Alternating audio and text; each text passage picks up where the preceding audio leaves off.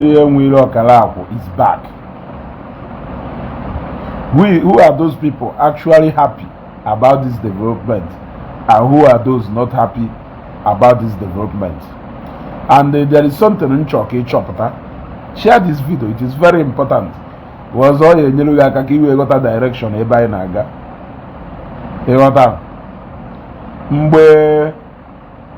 Nmiri Eweilo arrested Akwa Okuko. Arrest ya Eke hit. Arrest ya Onyeze Jesus. Umunaye na ba. Hana ba na kunienu. Onwe something nchoke egota. Onwe ike, you pay attention to that thing. How many of you notice that now those guys say nenye mpoto na unenu mbaha the news of arrest Akwa and the Onyeze Eke hit break it out. How unalenu for over how many? In fact, they went on even 1 week to 2 weeks until na ha shopota no okwa na ekwa plus okwu moi hawezike. But how many of you notice that none of them actually said anything about arresting Nmiri Eweilo? And how many of you noticed that a great and a good number of them are draw happy now that it is Nmiri Eweilo? Did you go away? Why? You gotta go. They pay attention to the happenings in na Facebook and among our people. How many of you noticed that some of them were actually happy about arresting Nmiri Eweilo, and that a greater number of them are not happy and they are not celebrating the release of Nmiri Eweilo? Do you know why? Do you know why? The reason is because Nmiri Eweilo is not the regular kind of Wadibia. Hana finigu agwa. Adama etwe. Adama akoriaka. For any reason. But if there is one reason why I have to respect Nmiri Eweilo, it is for the fact that at the height of mgbe oki ite na afione emifenine na Nmiri Eweilo so no to Wadibia potalo we went the by. No, this is not the way. This is not what we are talking about. This is not who we are, and this is not what we represent. It is rare because every other person among them, it is business as usual. And knowing fully well that na a lot of umokolobia buy ni huwa ukwata ya woto to ifi abani omenana na afi hanelu no ukita and umunkere ko gwa faneja wo faneja wo wonya melu omenana nke ikpazu aji we wa can say. So they did not see it fashionable for Nmiri Eweilo ekwule ebe okwu at that particular time, and that is why he is not and can never be their kind and their favorite Wadibia. Did you see the kind of noise they make in a Facebook upon the arrest of Akwa and Dotwe? Did you see the kind of noise they making? Did you see how quiet they were during the arrest of Nmiri Eweilo? In fact, they almost forgot that Nmiri Eweilo was arrested. And you cannot imagine no wola Akwa Okuko keri easily into a way easily Nmiri Eweilo. You gotta go. Oji buchi even no we carry go one ya na eba na ene ye. E gotta go ipo na this broadcast ifele mewo eba aka no we carry go. Kita ake ya no ma kan siwe. Kita ake ya no ma na mmadu na aka ibe. E gotta go ipo ipo na this broadcast ifele mewo. Chibueze Emmanuel Okpala ọwụrụ na ife na-ekwu ebe a na ịghọtara ya non praise ka na praise, so be it. Watch and listen to what I am saying. You ought to go watch and listen to what I'm saying. If you pay attention, you will understand what I'm driving. So you see now, that is why you don't see any of them celebrating. Imagine no Akwa carry his river. Imagine no Eke hit carry his river. A full noise here they maybe need. What is the lesson he derive? N'ifem na-ekwu ife ndị ba anyị na-egorify for job idewe ife ọjọọ dewe ife ọma ndị be anyị were ife ọjọọ ndị be anyị na-atraivizi n'ife ọjọọ ka anyị chọziri nya ka anyị na-eprezizi nya ụzi ife onye ọwụna nya duzi fashionable for everybody. Imagine, okay, do you remember the kind of banter Nmiri Eweilo experienced that time? Okuru about that okike ijima nwa ọfụ na ijima anụ ahụ mmadụ na iji feri na wee na-agwa ife ịma the kind of banter o nwetara even from Matthias, who is supposed to be praising Nmiri Eweilo, because from all indication it shows that at that particular time na message onyelu with Matthias is supposed to grab, because only did at that time, if I should analyze, if Matthias and the Waja ha stand there for the Ihuaoko, but what did they do? They came after him. They descended on him because he said the truth. That truth okulu ife hane protect, ife fane defend, neba Akwa Okuko na ndo otu eno. So you will not see them celebrate. We are not celebrating. The only thing we are celebrating is the victory of Soludo Nandotwe over Ndehodulai Ramson na southeast. Yes, the only victory, the only angry I want the way na Chineke ji Soludo we kwalungwolo. So also now the only celebration I know. But if I should choose between two evil, the one who is the lesser evil, then Nmiri Eweilo is definitely the lesser evil. Yes, if I should choose between two evil, then I will choose Nmiri Eweilo, because he is the lesser one. That man continuously on a day program here every Sunday. There is no way he is gay 4 Sundays. He has 1 or 2 about Ndibo. Yes. He has 1 or 2 things about Ndibo, about who we are as Ndibo. Teaching ye do very matured, very understanding, like you can understand him clearly more than Manzidibia. Yes.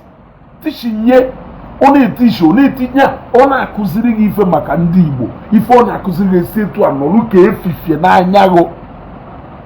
Yotago. So adama eje na page Nmiri Eweilo ka nje mulo maka ife a na-ekwu sobari jukose sobari jigarese. Ife na-ebuje na page Nmiri Eweilo wo ka nje mulo maka nkuzi gbasara ndị Igbo. O Nmiri Eweilo kuziri ndị mmadụ ife gbasara alụsị, etu esi ewu alụsị. In fact, he taught a lot of people about who we were as Igbo people and who we are today as Igbo people, where we are going as Igbo people. I've learned a lot from his page. At least he can say that there is 1 or 2 you are learning from this man. Every day, and let me tell you something different from Nmiri Eweilo and the Anumatic Akatikolo Ndedipianina. If I name go on if na ha ebule go anaga ebule go na make us ubone ke na for that guy ko na be that kind of lifestyle. That guy had be that kind of lifestyle. Yes, if I will go on if na kwa na man pass man a load call here bondo ego say to abule na aka ana deceive gari umazi. You want to go ana butu gari mu umazi buy into ije bambo. Onye nenewe magic ya ha na-eme chacho ni na ha na-eme nwa adamba. How many times can I that young guy on a that kind of life? On a live a very matured life. No wonder ejuejebe emakife una ejerube nwa dibia at this particular time. Just search shabe nwa dibia after something do incriminating. Then you can only differ with him. Now the issue of faith now. The only place now you can differ with the Nmiri Eweilo now the issue of faith. No believe ever. Go and believe ever. Keki yesu we me. Osi ebo believe. Believe ze be believe. Oni se je believe ebo believe. That is the only difference. So the understanding of where you should be heading with him do very clear. Obolonda musuni na eji nda musu do na mmadu. You want to go? That guy don't know ka oye chifada. I'm sorry to say this. That guy no ka oye chifada. The only place he will as a Christian differentiate the good and million will no believe on if chinde to and go and believe on a chinde to. In other words, it's all the cake conquer you will not have much work to do. But to kelebe iyesi we my waka na Akwa Eke hiti Mampas Mano JCN Akuna Latugo Obiada Adam Okija, name them ndaka jofo ni na kelafa nke ebene bad no na asaba alusi ego kele bi yesi we mai waka nda wunde G4 jo wela n'isi nda wunde G4 jo wela n'isi. These people have little or no understanding about Igbo people, about Igbo race, about who we are as Igbo. They don't even know anything about our culture and tradition. If ha na-eme omenala ha nwa na-eme omenelu ha si etu adala omenala bai chi kwụgharị isi chịkọrọ ụmụazị bai niile wee ha na high jump ha na-agba makwa ife wu na-ejerube nwa dibịa n'elu keta mechasịa sachin be ebutehu something do incriminating Nmiri Eweilo Adam ekwiri ihe ekwuwe nanụ maka Nmiri Eweilo in this direction a long time, even before Soludo we wobata ndị operation udo gashi. Onye ọna na-follow page mu ya mana if I should choose at all, I will always choose Nmiri Eweilo because ekwiri nanụ nyu ugboro one onwere ụfọdụ ife ya wo na-eme stand that young man. Look, in this issue of Olu Soluda, I know that it will look like he has disagreed with the governor in some places, but the only place ebe odifal with the governor wogono na governor kwuru na Anambra State is a Christian state. That is the only place.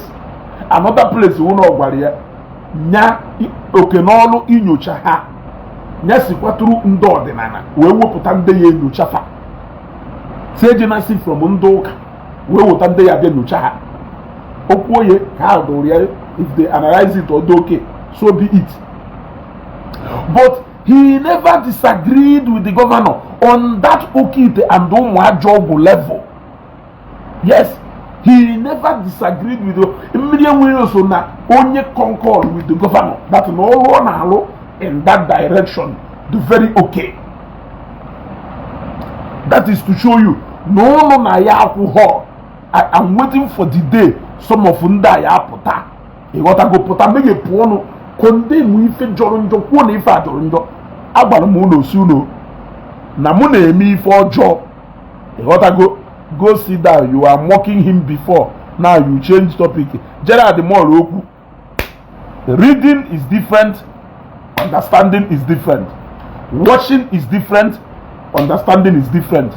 Ona hono ha wule so Matthias with Matthias unu ni newu itibori bo itibon konkunu ni newu unu nwere nte mana unu enwe ho buru unu ji understand.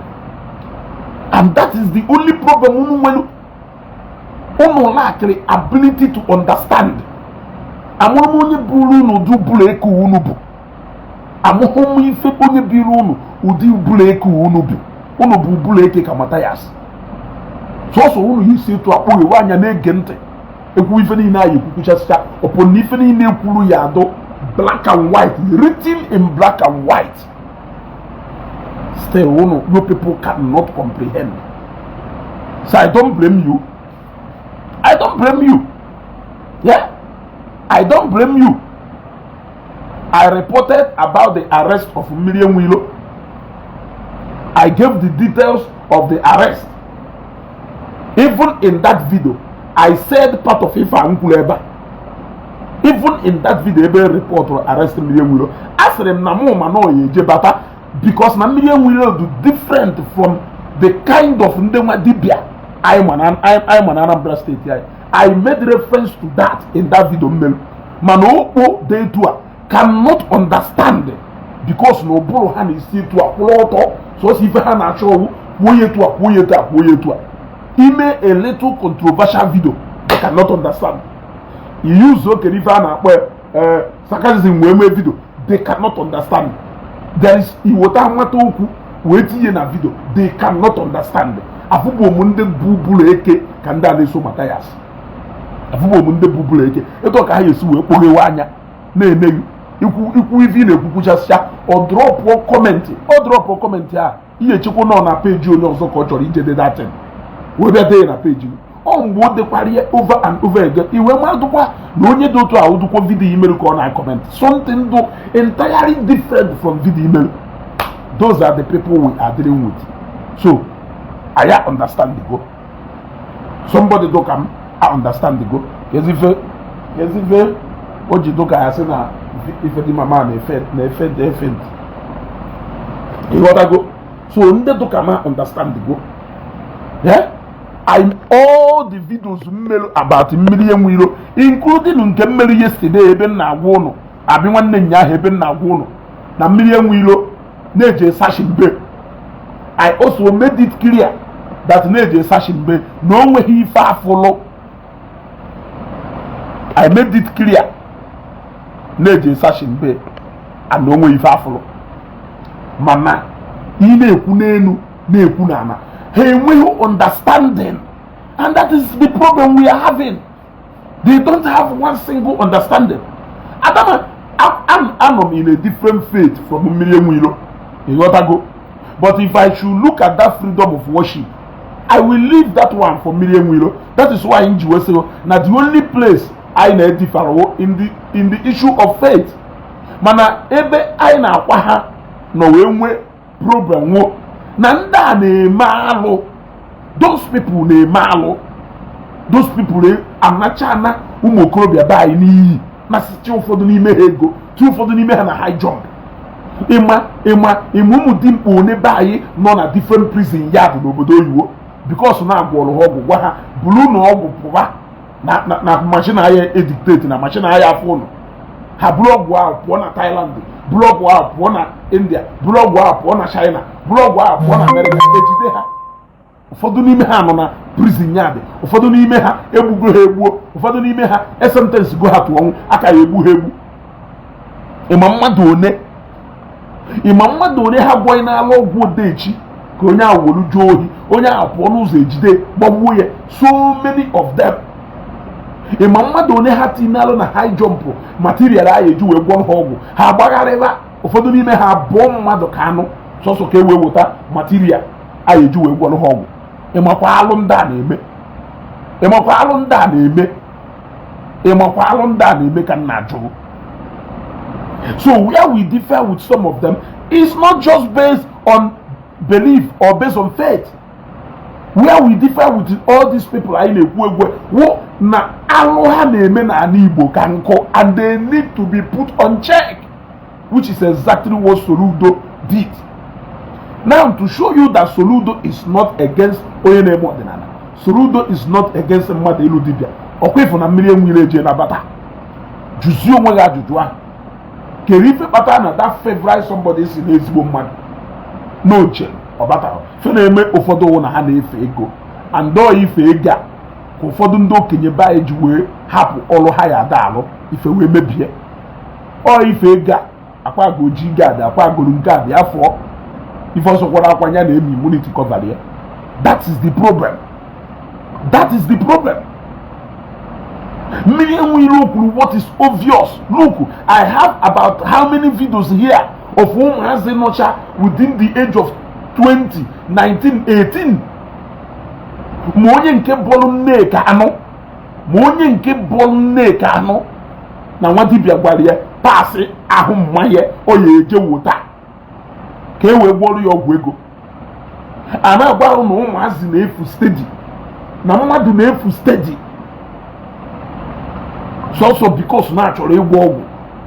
Nmiri Eweilo kwuo ya unu descend on him because na o suppose he kwu eziokwu because na ọ na-agwa ndị mmadụ si nụ na ajọ ọgwụ ọnụ na-agwọ pụọ Now, mother, look at the effect of this all going on. Are you not supposed to support him? Kime kumokolobia wherefore the adverse effect of one job hanago. If you will descend there on him, will descend there on him. Not roga as if na mbi ife a na-egosi na news steady ka ị na-asị na mmiri enwere okwu alọ. Ụfọdụ n'ime ha sị na mmiri enwere okwu onye kịta ọdụka ha sị na ọ na-justify ire ndị mmadụ na ọgwụ ego dị eziokwu na iweba imagine. So mpụta kwuo zudebe ohi na ohi adịghị mma na izu ohi ya eli dị utu ebe dị otu a. What I am actually confirming to people, is it not obvious? Or na people ada afụ ụzọ, ndị mmadụ onwe ha anya ha ada afụ ụzọ. Every day na news, every day na news ka anyị na-afụ ya, every day na Facebook ka anyị na-afụ ebe nwoke bụrụ enyi nwaanyị so ka o wee were ya wee jee mee plus. Anyị na-afụ ya steady na news. Even within the last 1 week, 2 weeks, enwekwala how many reported issues involving ndị Igbo around this same area. This is nwa dibịa pụtara na agwa ụnụ na ife dị otu a na ife dị otu a dị njọ, si na ebe ahụ gbafelu. Unu descend there on him. Unu onwe nwa dibịa supposed o favorite Matthias na ndị otu. It should be Nmiri Eweilo. Yes, it should be Nmiri Eweilo. Because any form of all these things and that they make us say, go see one video, you can only show me 1 or 2. Ebe Nmiri Eweilo pụtara kwụrụ na-efe kasị ego na-enwe nka majik ya ndị a na-eme. Ụfọdụ nwere ike sị m yes na na-abịa dedicate moto na-eme Thanksgiving na-eme nka. Mana etu o si wee program ife ahụ na-eme, it's not even attractive for people. It's not even attractive for people. You got to go? Because you can hardly see Nmiri Eweilo ebe ọ na-eke ite, ebe ọ na-agwọ ọgwụ. Ihe afọ ebe ọ na-agwọ ọgwụ. Ifube na Nmiri Eweilo ebe ọ na-agwọ ọgwụ. Ka njọ ga ajụjụ. Jee wetara video Nmiri Eweilo ebe o gosiri ebe ọ na-agwọ ọgwụ. Because Nmiri Eweilo believe on egwu ọgwụ. Fe Nmiri Eweilo believe on ịchụ aja. Ịghọtara? Nmiri Eweilo believe on ịchụ aja n'ije na mmiri n'ije ma ụmụ ife. Mana Nmiri Eweilo believe on ịgwọ ọgwụ. O believe on ịgwọ ọgwụ. Ịghọta ka ife a na-agwa. Wetara one single video ebe Nmiri Eweilo na-agwọ ọgwụ. Ebe ifuru Nmiri Eweilo ebe ọ na-agwọ ọgwụ. Ihe weta nwe. That is why o ji wee jee na. That is why o ji wee jee na. Maka ife ahụ ị na-eme expect anyị afụ n'ụlọ agwụ ya. Afụghọ ya. Unlike ndị ya wee bata n'ụlọ agwụ ha, ị ya afụ more than 5,000 ego anapụrụ ụmụazị be anyị wee gwuo oke ite. Oke ite ahụ alụ ọrụ. Kere ebe ndị nwe ite niile ahụ. Ite Obi Kuba nọ ebe ahụ. Ite Asamma ọ dị ebe ahụ. Ite Onyeka Ibe Agwa ọ dị ebe ahụ. Ite Ebilod ọdụdị ya. Ana m ajụ ajụjụ. Kelu ndị nwe ite niile ahụ adọbala ebe ahụ. That is why they cannot celebrate his release. We are not celebrating it. Remember, the only thing we are celebrating at this time is God sending somebody like Soludo, even though Nandudo Gachia Jialo Jobo. But yes, Olona Ganiru. If not for anything, Summit Yabatago na Facebook. They no longer come to Facebook to come and disturb us. Update has an update. For the name ha abandon the Facebook page ha Buffalo.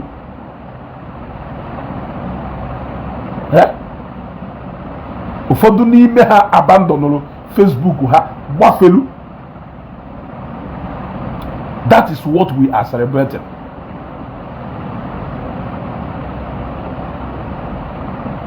Yes, Frank Owola Bidalo.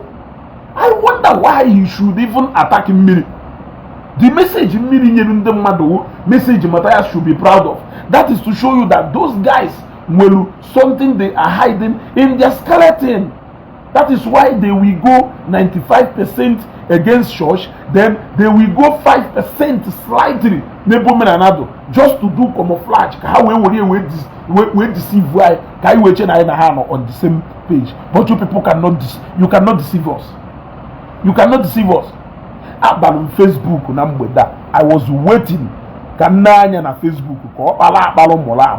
Do you know how these guys have advocated for the release of Akwa? Do you know how these guys have advocated for the release of Ndojwa Ejicheji? Did you hear any of them say nini about Nmiri Mamba arrest? Yeah?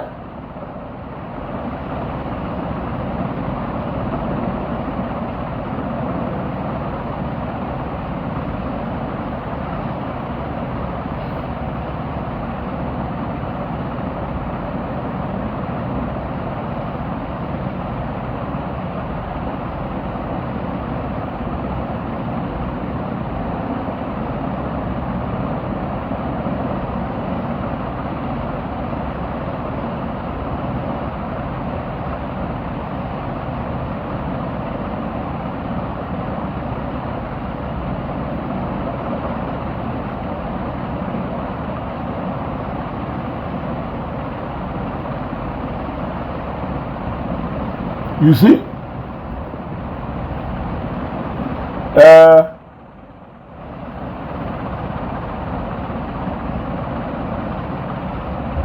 Okay. My brother, the message. Keda. I have a message either. But sad enough, for as many as people who may expect, all na ekwo na Zion mere ife dị otu a, Zion mee ife dị otu a, o wee wụrụ na onwe ife mfụrụ Zion mere ka m pụta openly bido sịba na Zion mere ife a. Do not wait until I do that before you love me. Don't even love me completely. Bata. I don't need that love, honestly. I hope you people understand Ezugo, and if you understand Ezugo, understand me very well. Nobody can pay me. I repeat it. Nobody can pay me. Iwele ego ne iyeju we kwụmụgwọ. Nye ubile ya kwuni. Ega kwuni. So it's so sad that some of you na afọ na Zion na akwụ ayi ụgwọ, and people do kacha iso ma amafa ndị enweghị ike ili 3 square meal in a day. Pụta ha emeghepụ ọnụ na Facebook na-ekwu na ndị dị ka Ezugbo ha na-akwụ ha ụgwọ. Biludo ọfụma ka Ezugbo before ikwu okwu ịkwụ mmadụ ụgwọ. That is what I'm saying. You want to go? So whatever thing you see me, Zion abroad the only church in n'ụwa in support to God. During the time of Jeremiah, I was there. During the time of Jeremiah, I defended Jeremiah also. Even when a lot of people were failing to do so. I've never met with Jeremiah. I've never sat down with Jeremiah. I've never discussed with anybody, even from that side. For me, I for Pastor Mary for Joe with the evidence no Mary for Joe or how this nonsense and apply to in a Facebook. When I some of us now thinking very far. So all only believe you na always ball, man, because of me perceive you that na Zion na kwụmụ ụgwọ ka m wee defend her. Now because of that, no onwe ife na-eme no matter how forget about it. You gotta go. Forget about it. Oboso na Zion yi eme ife mmadụ nwere ike iji wee gwa ha okwu. I will be the first to say it on this page. But for now, nkonuko niile ahụ. You gotta go. Nkonuko niile ahụ unu na-ekonuko. Una eji enweta people like me and Ezugo. Mụnwa wezugo. Una eji ewe nweta nwum. Ono si na Zion na akwụmụgwọ, so be it. I accept. Onwe onye ya apịa metari. Onwe onye ya eti m ife. Ya kwuchi n'ime ụzọ jụ na ma ya aga. Ebe ya bịachi n'ime ọnụ anji ekwu okwu. That is it. You got Zion, there we stand. Tomorrow, next and next tomorrow. Yes. Until such a day, we will see kolo. Man, almost something you cannot prove. Something even the court has failed to prove. onye unu si na o mere arrange testimony, police emege arrest ọbụla ndị Zion akpụrụ na-eje court up to today. None of you, not even the court or anybody involved, has been able to point out the involvement of Evangelist Ebuka in that. Or does it mean that police jidere this girl, this woman? Now this woman, na police made this woman who only had a confessional statement. They couldn't do that. Even when the girl who people do independent from Zion Mary arrest, still nobody was able to point out involvement of Zion in that particular matter. Some of you can make a arrange. Now that case is a good case for you to actually prove involvement in the Zion there, because you may decide to take it up. But just like others, some of you ran away and you allowed the matter to go down there. So how are you going to convince me? Or do you think that the testimonies in Melu you will believe in anointing and call of evangelist Gobi na Facebook? Then you must be deceiving yourself. Because some of you who are the critics of evangelist Gobi, I am now diverted now because of long message Mado Sunday. In fact, let me read it out. One thing I will not do is to mention the name of that person. Also, Ezugo, my brother, let me tell you this. There is this you have, but few people in Igbo land don't have. But the only thing that is making it not to show well is because you are siding one place. Yeah? Is because is because you are siding one place. This is preventing you from being what God made you to be.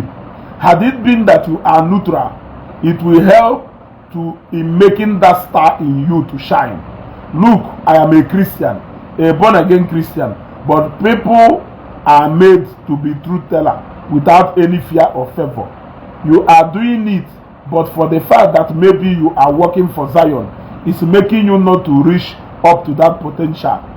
Naturally you have, because it's sometimes you bend yourself to make sure that your postulations side with them no matter any situation. I understand that too. I am not saying that what they do is bad or not. My main subject is I don't know how to explain this, but you have the star that those few don't have. No, as truth sayer in community. I don't know how to explain this, but you have the star of those few that know as truth sayer in the community. You have the wisdom and the intelligence and the star too. You see? So thank God that you understand that Namun will star. Thank God that you understand that na God will wisdom. Thank God that you understand that na God will be intelligent. But you are simply failing to understand that intelligence and that wisdom and that star may be what is shining in what I am doing in regard to Zion ministry. Because you seem to agree with every other submission I have tendered except that has to do with Zion. Now, my brother, I don't want to mention your name, but I believe you are watching this program right now. I want you to genuinely send to my inbox again 1, 2, 3 or 4 reasons why you think I should go against Ebuka and Zion ministry. And since you say you are a Christian, I will want you to also confirm to me if Zion is a Christian organization or not. I want you to clarify to me whether Zion is a Christian organization or they are not. Since you say you are a Christian, I want you to drop in my inbox also the reasons why you feel I should go against Zion?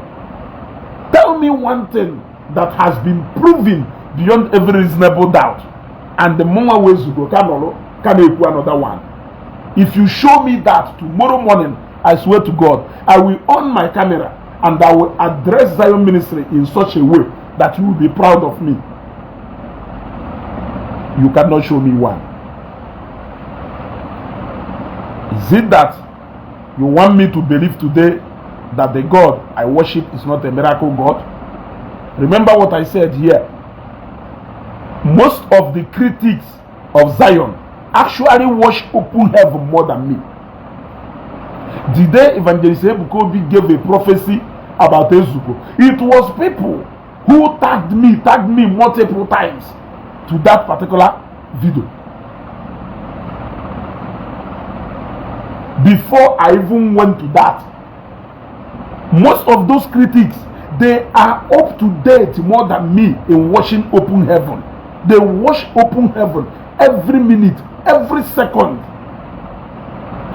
The testimonies I have that made me to know that Evangelist Ebukobi will call Abulonke Anetina Zion Prayer Movement. Oblonke Anetina Facebook pages. They are the testimonies in them one-on-one share go to me. It is the encounter in them one-on-one share go to me. That those testimonies they make you hold their way now any Facebook platform, any social media platforms. So if you want me to criticize Zion because of what is being showed on Facebook, what of those ones of people that did not make its way to any social media? I got those testimonies personally from people. What do you want me to do about that one? Have you seen? That is why I am waiting for a day. And the people know always somebody. Because onye nchọ ka njụọ maka biko Oga Amadike Obaka. It's been a long time I saw his comment or his engagement on Facebook, except if I am not being too active. Maybe if I hope he's alright. That person should tell him that Nezugo na Juese Amadike Obaka. That person should tell him that Nezugo na Juese. Or na watch this broadcast because Amadike Obaka. I think it has been a long time I saw your comment, or I even saw you appear on my program, or even your comment. So I hope you are okay. I hope you are okay. So let us continue. Yeah? Let us continue. I want somebody to tell me one reason, proven beyond every reasonable doubt, why you think I should come out on Facebook and say bad thing about Zion when I have not seen anything. Yes, I have not seen anything. And like I said, the testimonies I am counting on, it's not even those testimonies you see on Facebook. They are personal encounter of people. Those people who did not even have time to come to. In fact, some of them, when they received those testimonies, when they received those they even walked away. Some of them never even go back to Zion again. You see? So how do you want me to handle this? In all honesty, I like it when my fans, especially those who say they love me, I love it when some of them raise some points or issues of concern, just like this same person sent the message in our inbox now. He has raised some concern, and I am asking him. There are even people who are putting in money here. They are putting in money here. Franco Welabe stake go 1 million. Ekenen Naman stake go 100,000, making it 1 million. Show me one. Even the case of Lovette that was arrested by different people, you were still not able to show us up till now involvement of Zion in that particular thing. Yeah? Involvement of Zion. You cannot show me one. Yeah? So how do you want me now to go against those people? That's you just want me to go against them for what? Because of the people who I know their agenda. Somebody do KGK moment of truth can never say anything good about these people because we know his agenda.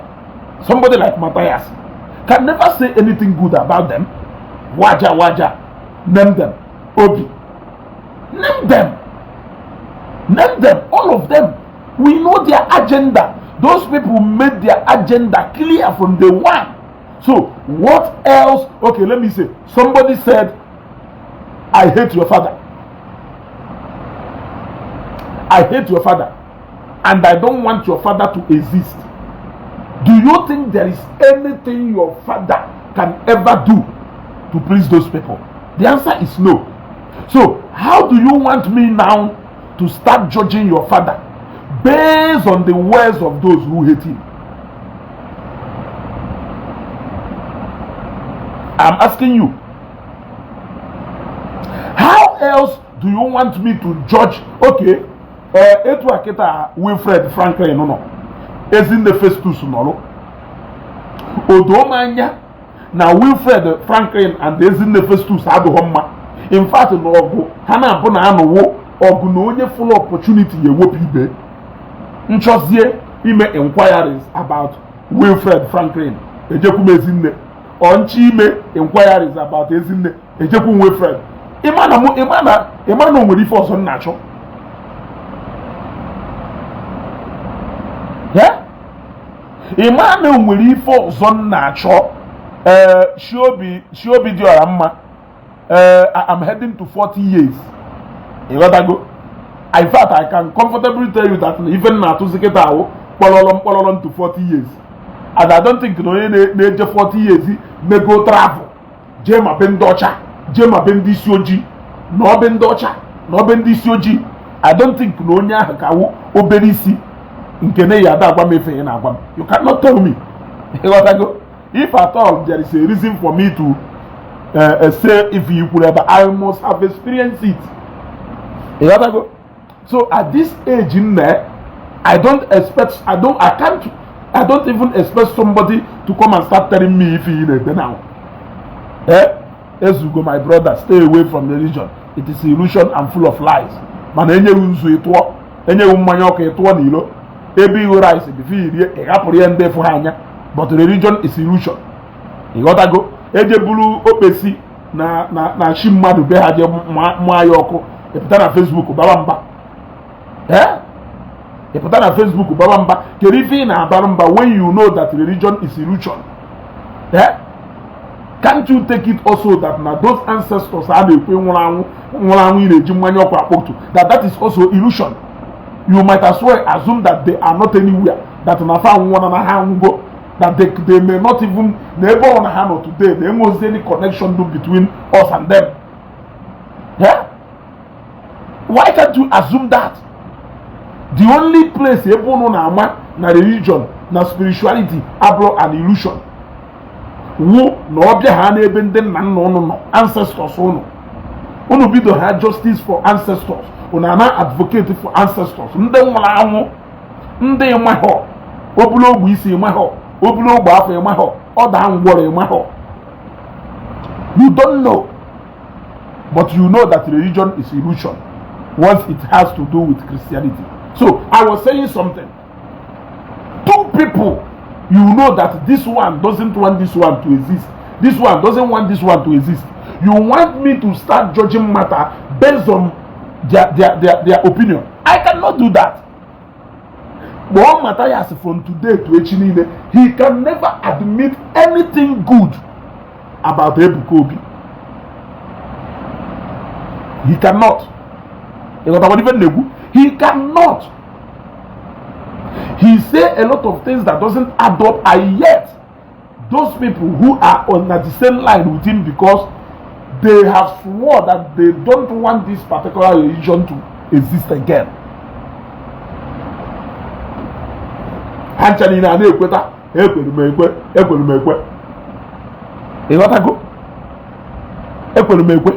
All those people who are saying that, they all have one thing in common, which is good. They are antichrist.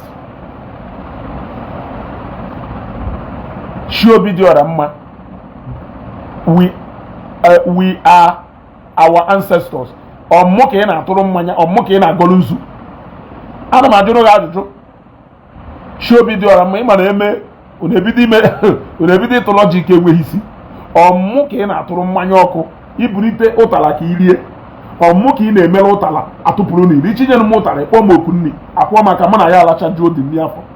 Ọ na mụnwa dụ ndụ ka ị na-emere ụtala suru n'ofe tụpụrụ n'iro. Ọmụnwa dụ ndụ ka ị na-agha rice aghapụ n'ilo ka m bịara iwe asa ọkụkọ. Ana m ajụ ya ajụjụ. Ọmụnwa dụ ndụ wezugo ka ọ na-eme ịgbalụ mmanya ewu igelu n'ilo. Ana m ajụ ya ajụjụ na ọ kwesịrị our ancestors, because as far as I'm concerned, ancestors ị na-refer to ị na-aghapụrụ ife n'ilo wu ndị nwugola anwụọ. Why are you calling them? It is not illusion. Here, spirituality will come into existence. We know. That is why we already know where they stand. No matter how they try to come out to do logic against spirituality, we know that the only place where they believe that spirituality exists is not that corner, Ebefano. We know those people make the final of their stand. You don't expect anything good because none happen. As far as Ebe Onye Nakokano, we know. So, to my brother who sent me a message, show me one good reason why I should say something bad against Zion ministry. And I promise you, you will see the stuff Ezugo is made of. I promise you. Show me one. But not based on judgment of those who don't want Zion to exist. Not based on judgment of those who don't want even Christianity to exist. Not based on judgment of those people who have declared themselves antichrist. Yes, not based on those people, on judgment of those people. Now, as I was saying before, this is the same way they come against anybody. They come against anybody. If I have Nmiri Eweilo, all on Nmiri Eweilo ground there. That is why they wish no perish in the detention ever honor. They wish. But Soludo Chineke just wolu Ike Soludo. We prove that Soludo is not after African traditional religion, but not after those people who are practicing evil. Now the guise of African traditional religion. Show video ramma. Or how many feel in Bekita can najo? If I najo no question on I equeza. Or if I can no OPJlu na Facebook one certain time when I program. Enjoy you believe on spirituality. He said he believe on spirituality. Mwetwa he believe in reincarnation. He said yes. Reincarnation is it not an act of spirituality? When you believe that somebody will die and the soul will come back again and germinate through another stomach, is it not act of spirituality? He said yes. Njogu he believe in Wafa. He said yes. Mmadu wu giri nana, mmadu wu oji nana, mmadu wu okute nana. Kele mmụọ na-agwa onye ahụ okwu ọ na-agwazi gị. Yes, okay.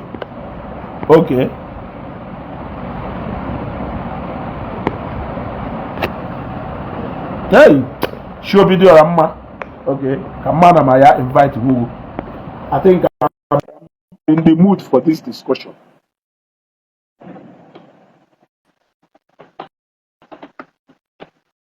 Yes, I'm in the mood for this discussion.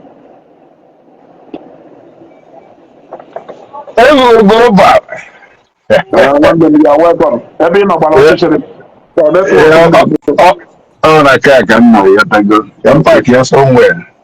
Ano Okay. so kampa ya kampa kaya Okay. somewhere. Okwo bi dị ife a. Oh, bibi ga por na obi ya. Okay. Na mwekwana na amata, mwekwana nọ nkụ na comment. Oh, me mara. Ogobi, Oh, me. ịma na iburukwana lojik ya abịa ọzọ mana ka atụkwakwa nke abalị a. That is necessary. Ya tago. Everyone. O nwere ajụjụ m chọrọ ịjụ based on ife idelu. Okay, all right. Okay. Yesterday m hapụ the issue of religion because it is an illusion. Then Yeah. wee sị ka ọ esi wee wolo the issue of illusion and never. Then I made the reference to our ancestors. I asked you a question which you have failed to answer. Should I ask you Yeah, that but question now? I'm going to draw me. Yeah, draw the question. Okay. Obi, Yeah. by ikwu na religion is illusion. You gotta go. And you know that our tradition, now even the aspect of that tradition, an African traditional religion, that is folks religion. We cannot run away from it. It is a religion. That act that has to do with that spiritual whatever thing I name it is purely religion. Now, Obi, actually, Oji, pupu ilo na ị na-aga ọjị. Ikelu ihe a isutu ụtara inye eri. Iwolu ofu swallow nke isi a tupu ya n'ilo. Ị hapara ike inye eri. Ị hapụ ya n'ilo first wee libe. Ị gbata mmanya ị ga-aṅụ. Ị hapụ ya n'ilo first wee ṅụba. Kedu ndị ị na-ahapụrụ ya? Ndụ a na-amaka na ọrụ ndụ nna nna anyị jiri ego ndị ya tago. We give reverence to them as a kind of respect, kind of homage. Yeah, that's what we do. Because whatever I should be doing, whatever I should do, which is true nna nna anyị ba. Yeah, we kind of really and when we look at African religion, we don't have religion. Yeah, we harmonize with nature. Yeah, that's who we are. All the churches group our culture and tradition together, all religion. And when we look at African religion, we don't have such. Okay. Yeah, we harmonize with nature. Yeah, any religion. Yeah. So, ka nghọta ife ị na-ekwu ọfụma ese na ị hapụrụ ya n'ihi na-enye ndị ana and wee sị na ndị ana ahụ wụ ndị nna nna anyị ha ndị ngolo anwụọ. Yeah, yeah. Because I want their representative today. All na ba mutara anyị anya ma nọ ibe. The fact is that they are no more. The fact is that they are no more. They have fight, and they have gone. So now, all transformation, they have transformed into us. Apollo had that in me. You assume that Nahabena will okay, right? Yeah, that's it, yeah. Oh, belief system, yeah. And after physical belief system, that's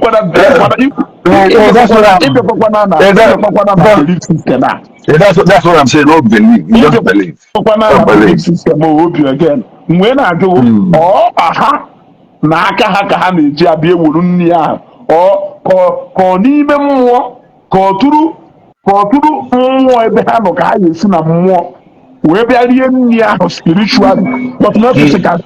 Because who tụfụrụ dị nri ịghọtago ọgwụ tụfụrụ dị nri onwere change in ọ bụrụ na ịtụrụ mmanya na-eme nothing changes. Ọgwụ na ịtụrụ mmanya na na-etụfụrụ onwere nothing changes. Okay, nothing changes. In our Igbo cosmology, I remember ga na-eto erichie nri na-agachi anaghị asa abele a na-arafu ya. Ịghọtago the belief bụ na nna nna anyị nwere na ọ abịa na mmụọ bịa rie ebe eludoro ịghọtago. It's just a belief ọ bụ ịghọtago. That is what it is. But he believe that ikweta na ọ na-arụ ọrụ.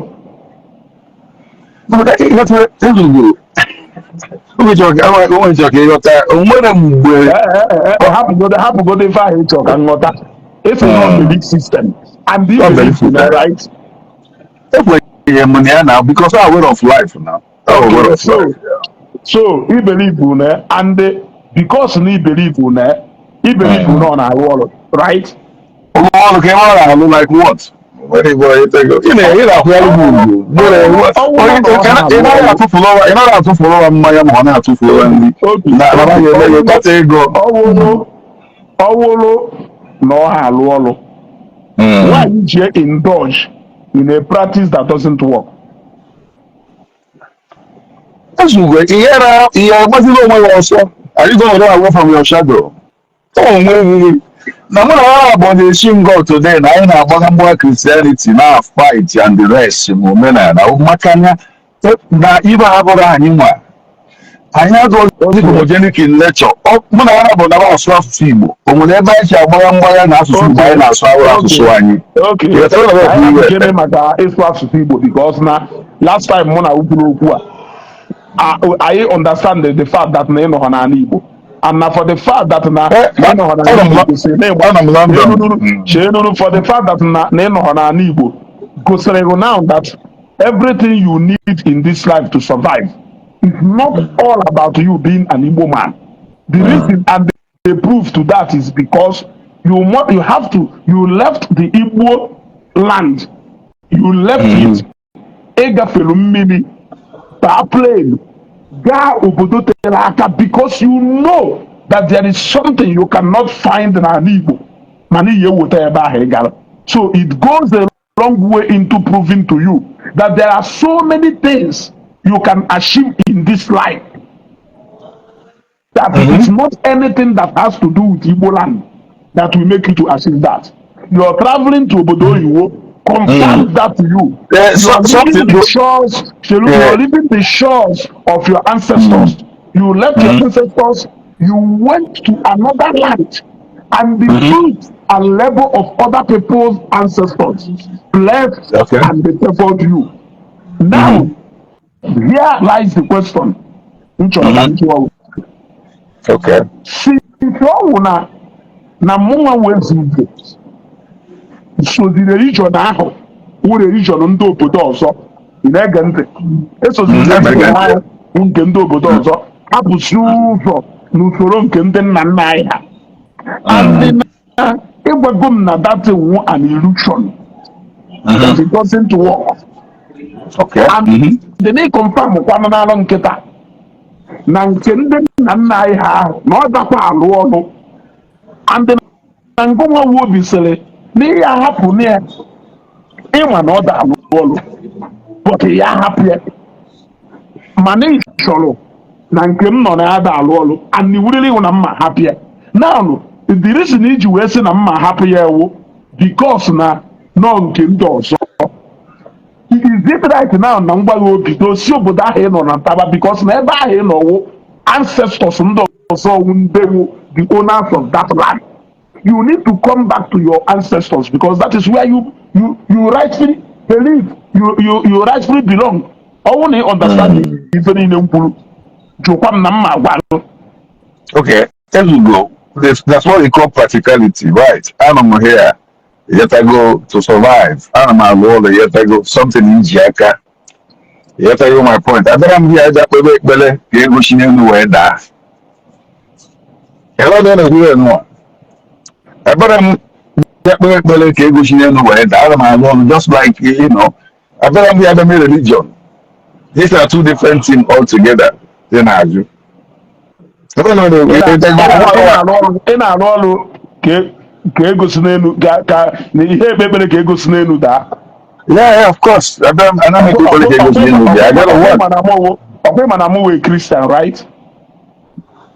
Yeah, of course. Christian is just like he believe in Christ ideology. Emmanuel, I'm there. Na maybe free.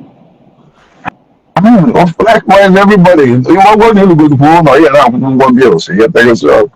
Thank you very much. When I did na phone na ndi eme program ni na eme na mu guru nya phone e to ko ụgwọ. Of course. Why not? So, we couple gift, we couple go there go. The most important point you want to use the phone. Yes. Okay. So what it shows is that You are working and I am working. You are working to make your money. I am working to make my money. You believe in the traditional way of our people call on their gods. Mwa believe na system the ancestors who are the people feeding you. They are the people. No. They are the people who made you who you are today, and not those your ancestors. So since I am working and you are working, that makes us the same. You believe in the ways of your ancestors, in the traditional way of their worship and practice. I believe in that of Nkendosha, even if it doesn't work for us. Why is it that you cannot be comfortable with me dwelling in that belief system that doesn't work, even when you know that you are doing the same? Because you just confirmed to me that that it doesn't work. You confirmed it here. Even if you open a religion, the Christian might condemn. They condemn everything. That's the problem.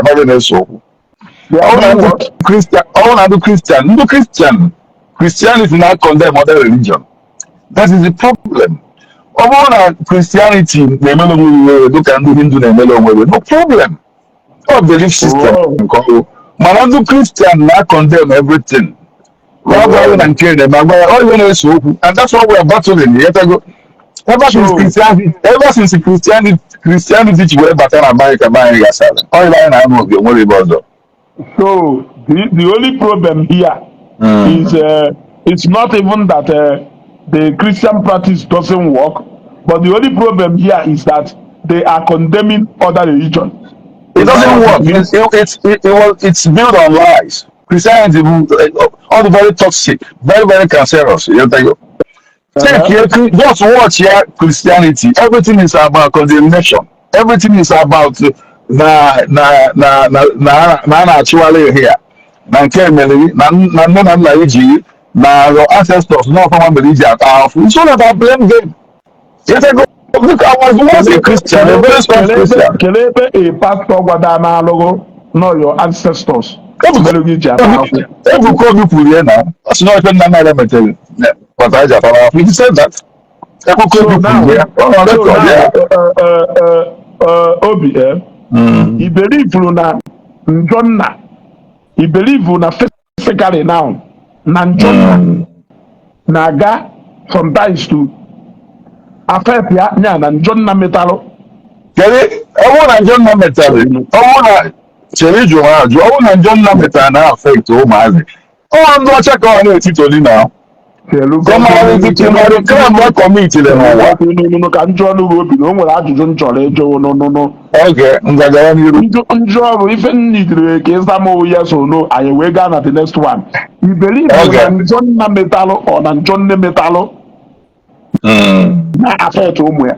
In what dimension?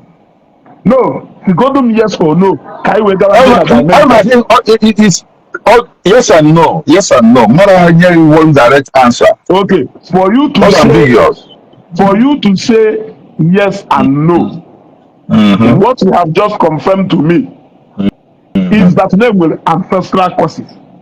Ancestral causes in what sense? What you have just confirmed to me is that they will ancestral causes, but it is not applicable to everybody.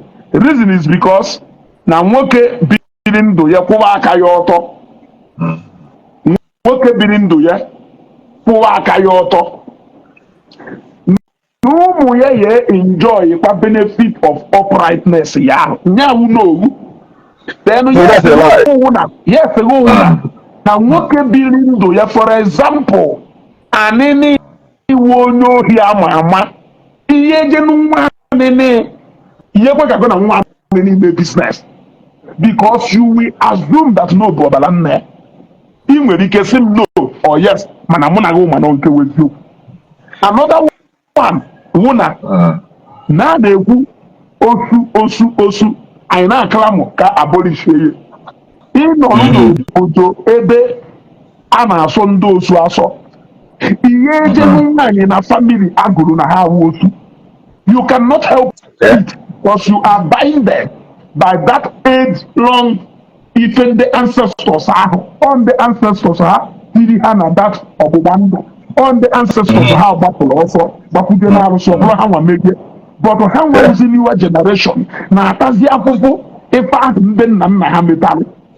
Now ọ bụrụ na Mr. Emeka bịarụ two generations away gburu mmadụ wee gbaa ọsọ wee rukwa the next 70 years ịjụwakwa ese anyị agwakwara na ha bụkwa aka ọbara. Now asago ngwu yes and no ahụ kwuru. Now when the pastors talk about ancestral causes, they are not saying that all our ancestors are evil. Mind you, in the whole Bible story, there are those people who are branded evil in the Bible. Go and listen to the story of Cain and Abel. You know who is evil among the, and they talk about the generations in the Bible. Now, these are allegories, but these are allegorical. They're all allegorical. So they're all just a reference point. Compare with even no one family obi ịgbagi don jụ nwaanyị wee jụta any of these things na-ekwu or wee gwaghị na nne ya na-amụtara ya n'ime enete wee gwakwaghị na nne mmụọ ya na nne mụtara nne wuo n'ime enete ka eku wee bịa o wee bịakwa ebe a wee tukwu ime wee mụtakwa onye dị otu a ịjụgido njụ wee jụta ife dị otu a wee gaa na nwaanyị ahụ ịchọsiri ịnụ or the innocent of that. You will judge her because of that ancestral ifa. Now, I'm asking Obi, since you know that all these things why are you against pastors talking about ancestral causes when you know that this is already now why Christianity poisoned our land with righteousness. That's the problem. Christianity has made you to be a sinner and has asked you to repent from your sin. You go and get from Onjoro. Now, when you talk about ancestral causes or whatever, we're not going to ancestral causes mobile all day. They destroy cultures and traditions all over the world.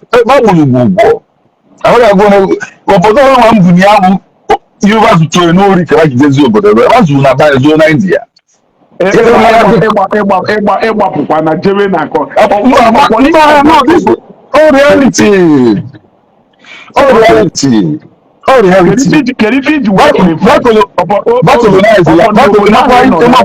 For 400 and something years, that is slave.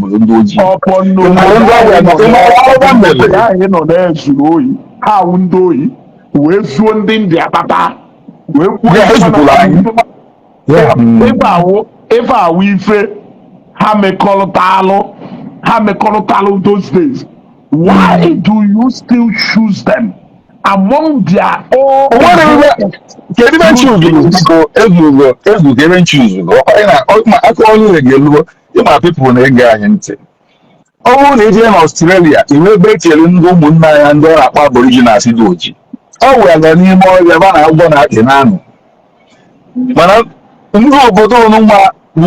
criminal back in the days Australia. But how about the present day Australia in Russia? The paper here no photo. When you more and I'm gonna Bali. But the moment put there, I'm not telling you.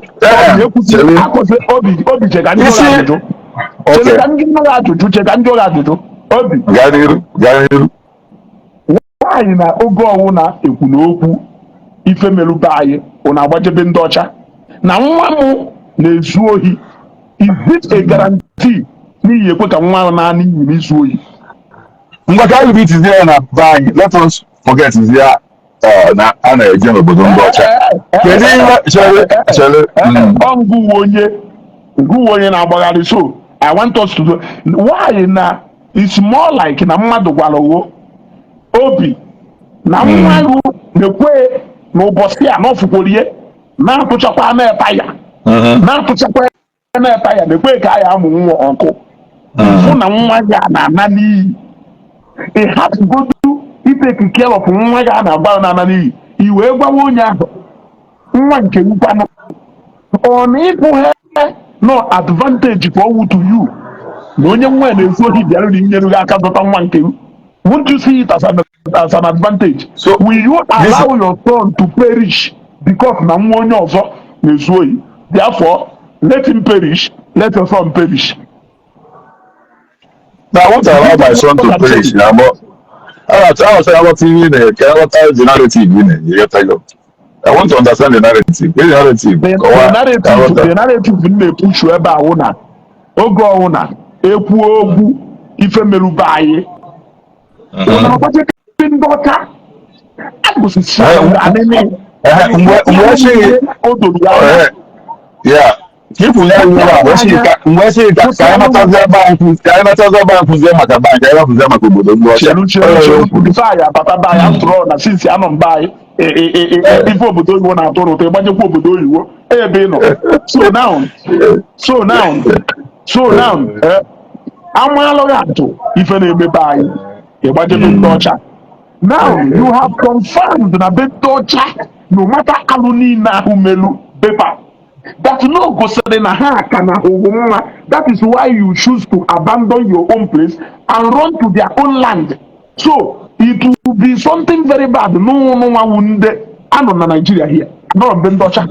Yes, anọ na Nigeria anọ be ndị ọcha mana mụnwa nọ na Nigeria here nọrụ be anyị na-amụ atụ ngụnwa n'obodo oyibo filuru na ka nwee better life there. You know, better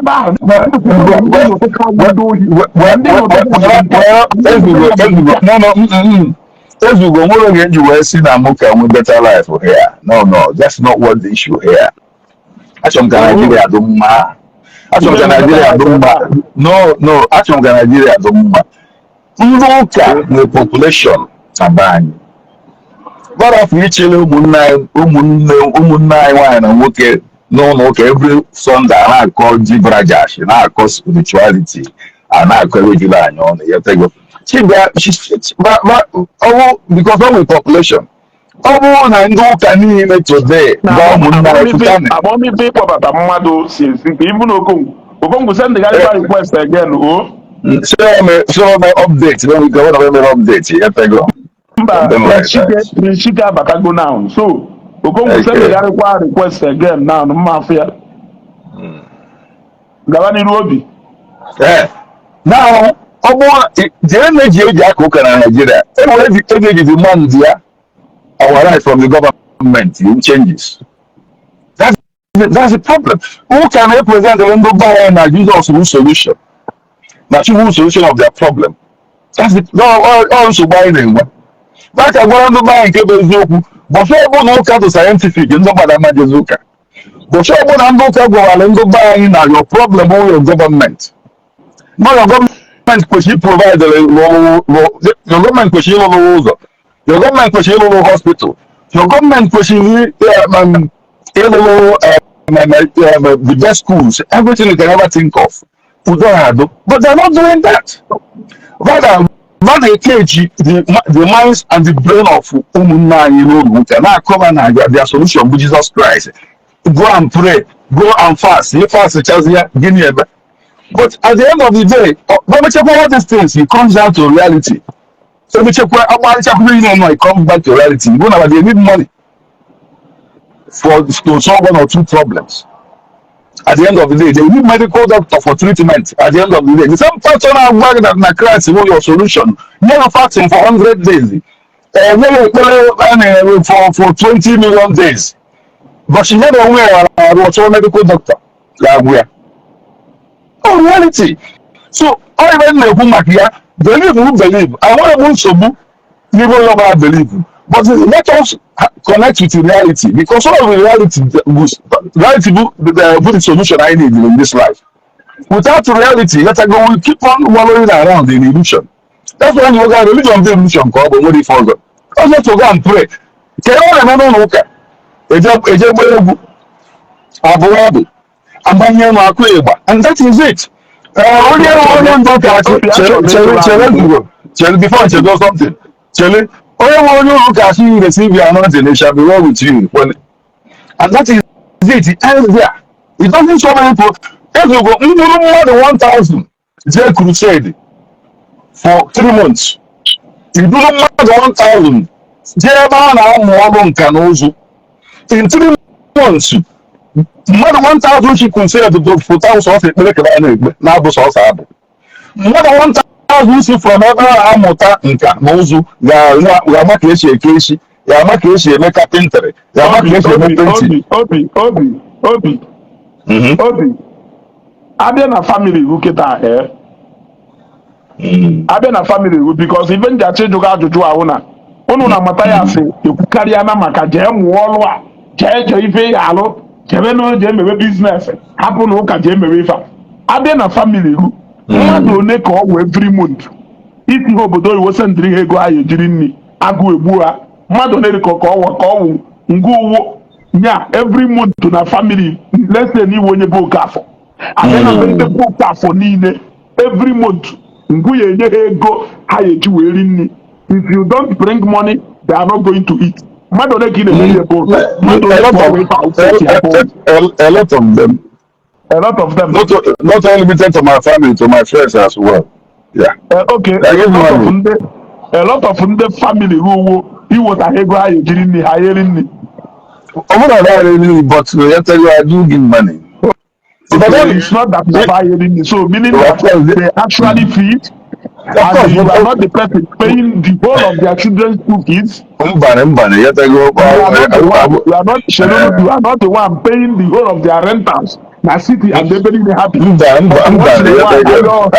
do give some, yeah, of course, yeah. So now, since you are not the one solely feeding them, since you are not the one solely paying for their house rent, since you are not the one solely clothing them, you are not the one sending them to school, why do you people, the same thing with my family, why do you people always come up with this message of gender ebe a na-alụ ọrụ ịbakwana n'ime iche na ụmụ nwa nọ n'obodo oyibo ka agba mbọ karịa ndị nọ na Nigeria?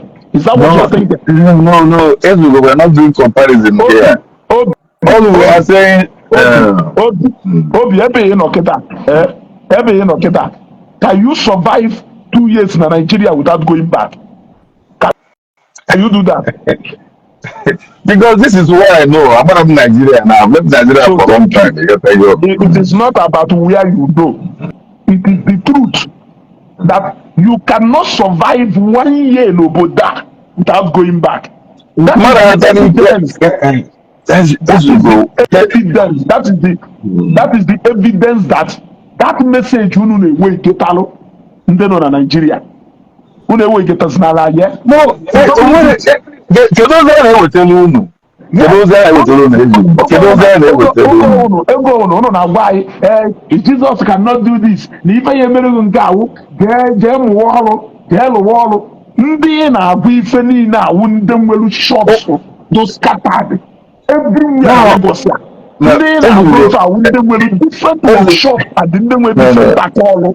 Onwere ebe anyị na-ekwu ezuru onwere mgbe anyị ji esi jee mụ look ihe general advice because ije ụlọ ụka na people onye na-anọ n'ụlọ ụka 7 days a week ọma iwe ọ na-eme these are poor people, these are peasants. You get my point. You never see a rich man okay ndị na-anọ n'ụlọ ụka ndị na-anọ n'ụlọ ụka bụ ndị nwe ife a na-alụ right? Of course, majority of the world a na-alụ ọ bụ na iwe na agị nọ n'ụlọ ụka eme majority of the world a na-alụ. Okay, Donald Trump, the current president of America, and the most powerful man in the whole world.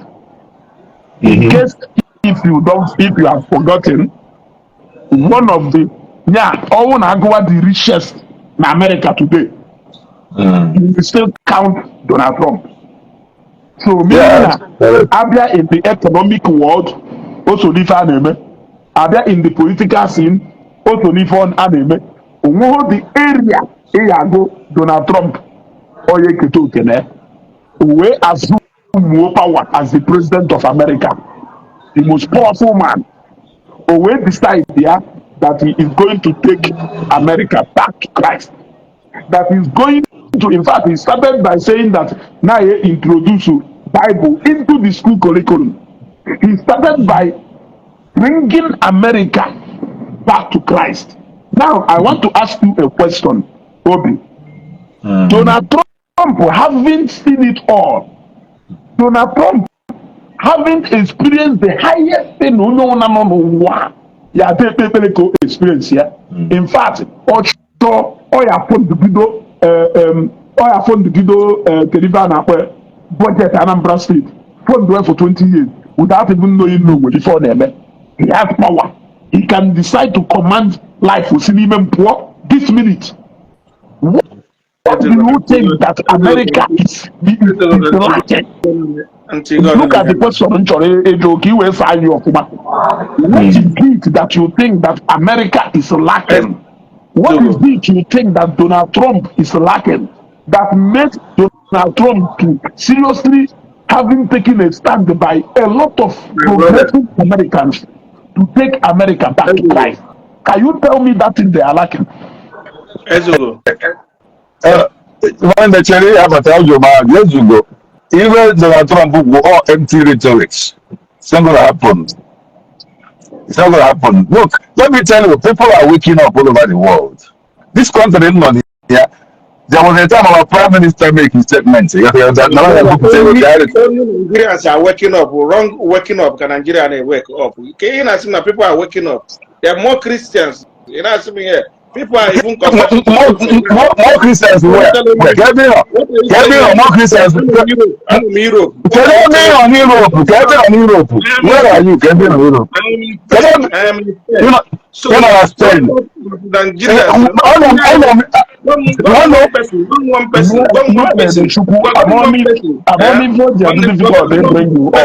person that live gonna practice the real or man what is the menana? You see, you guys are being unnecessarily aggressive. You said, you see not Spain, you see,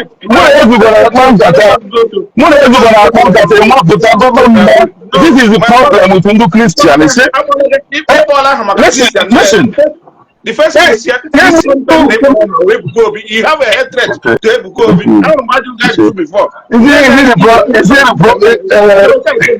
If we go, practice now. We don't practice our woman are ready. You see, is it the problem with Hindu Christian? You would do no, what not aggressive. All this while. Okay, for example, Spain, England, Christianity is dead in Europe. Christianity is dead. Christianity is dead in Europe. Even that your Spain, I can guarantee you on I can guarantee you. Listen, I can guarantee you I'm just Spain. Russian rule can even close up my Spain. Nothing. Christianity is dead in Europe. It's dead. It's dead in Europe. Uno brother go to church in England. He's dead in Europe. Even that was Spain already, you know. You try to challenge. Your sons are Patamo to 7 o'clock in the morning, 6. When you come over, there's a people who know come on Spain and go on the way that for there. My brother. You try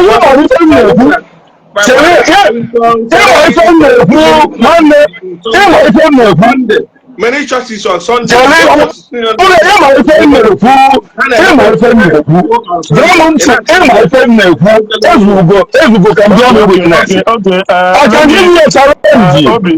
Obi, now my brother neighbor. Let me moderate this program. Don't go with why Obi. Yeah, my brother. Kaine Emana Yekuna a long time. Kaine, our brother at least time go see ajojo ayajo. Kaina ajo e ka ajojo. Onye ju ibe osa. ịghọtago Alright. my brother Okay. gaa n'iru.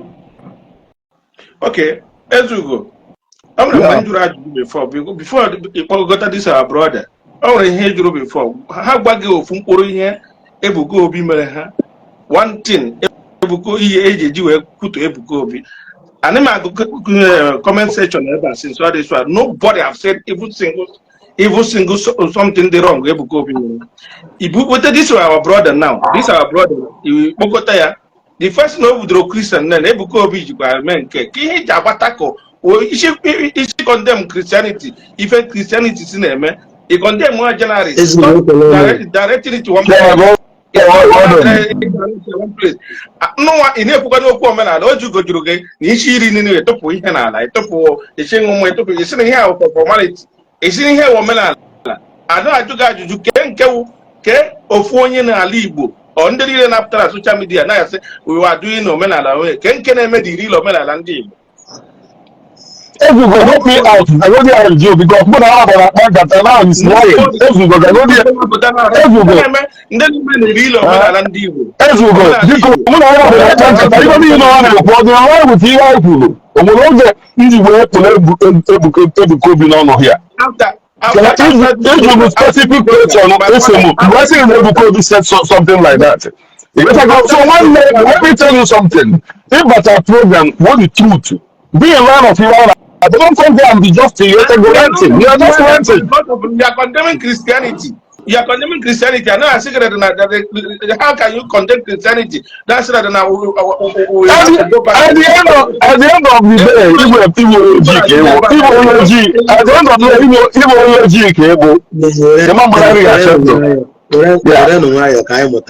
I'm so excited about this. I was once a Christian, a staunch one. But one day going to wake up, I think maybe people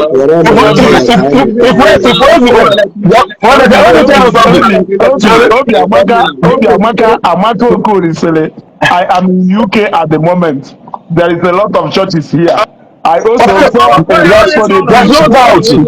There's no doubt. I also saw.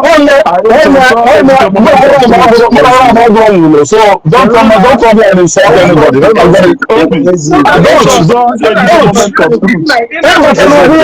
Don't tell you this man is England.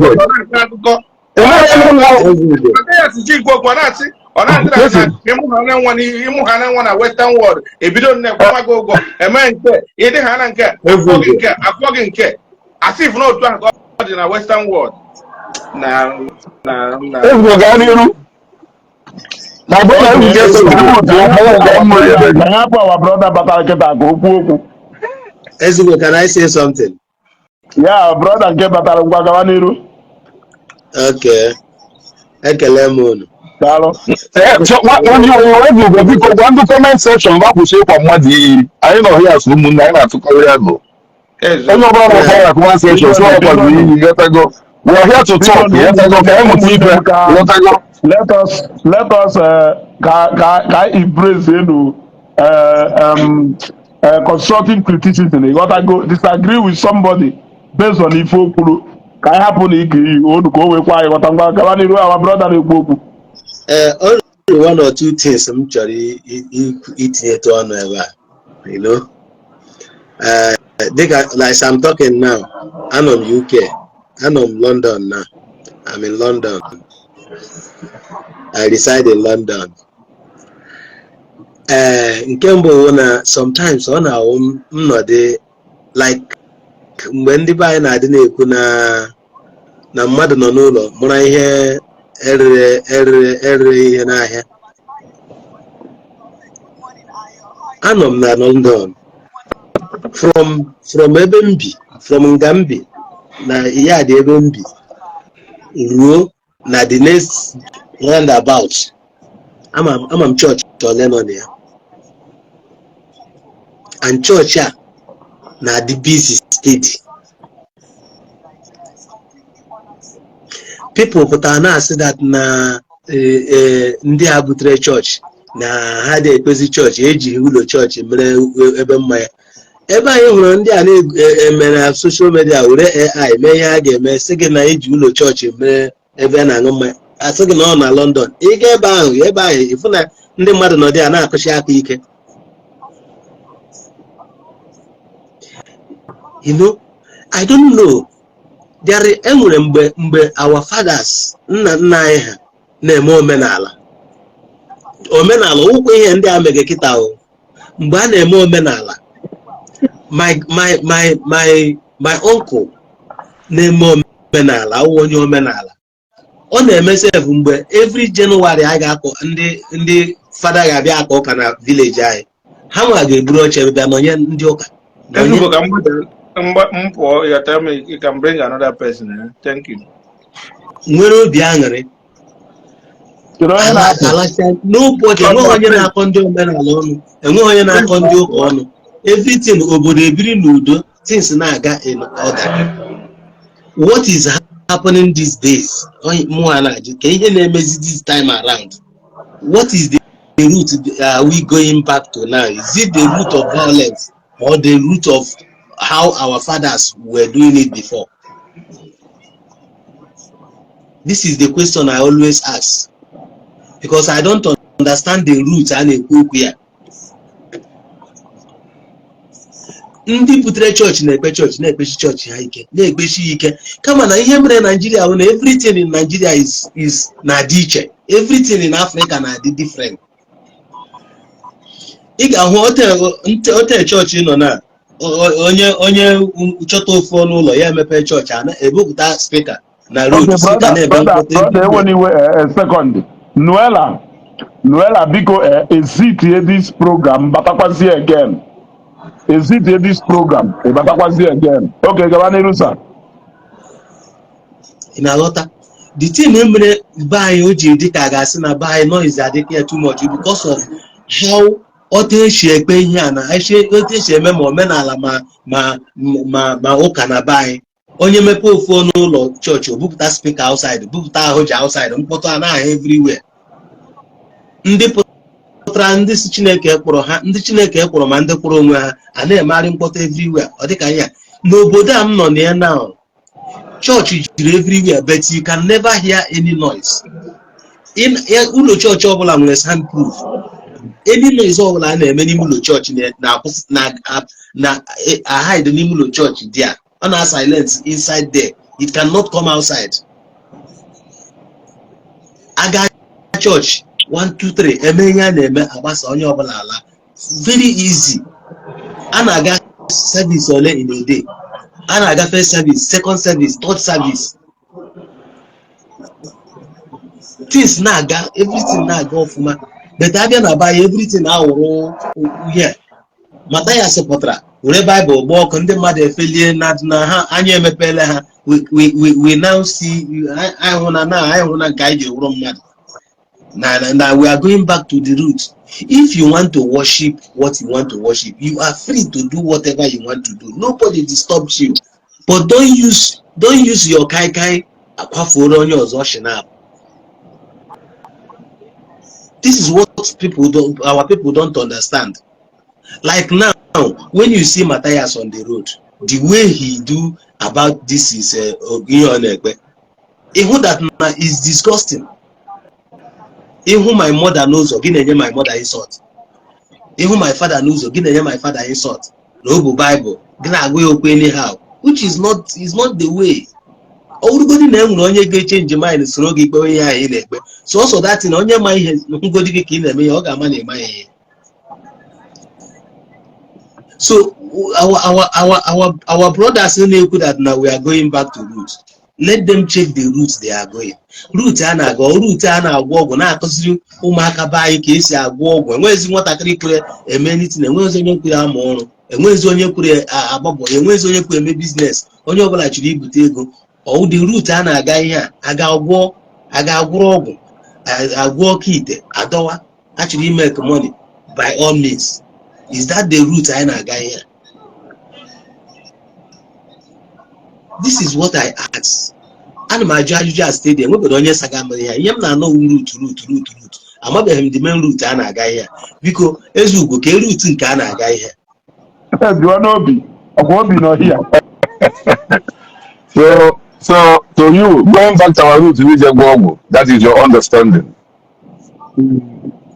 One name, as you are now, you might know where you able.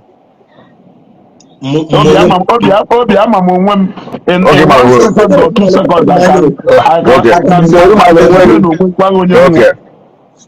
So it was very, very happy.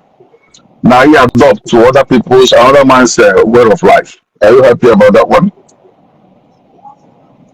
Just other people's way of life. You don't have to immediately adopt as against yours. other people way of life or accepting. Yeah, which is from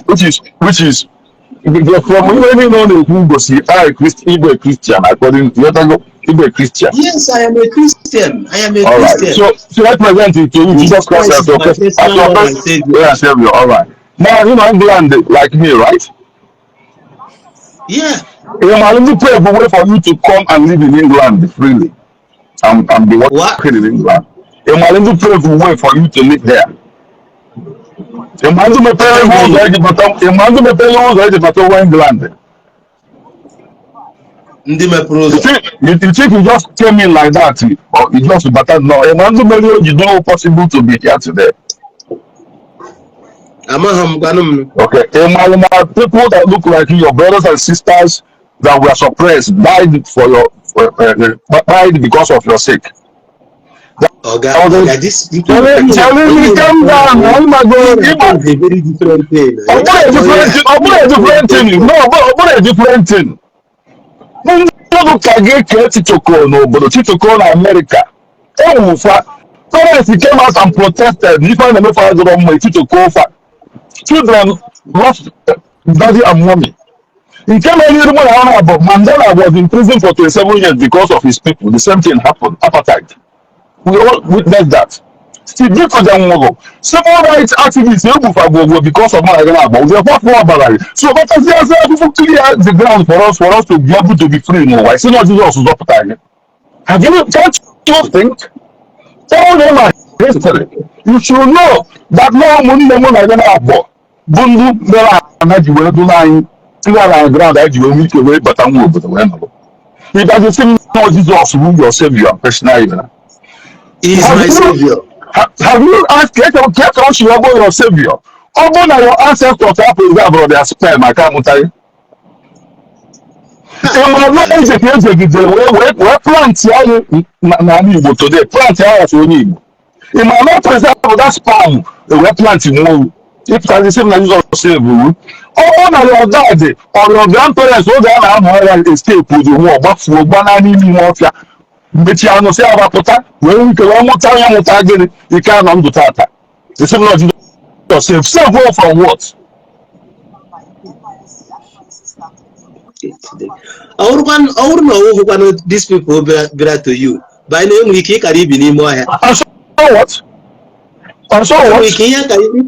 This all this India now, yes,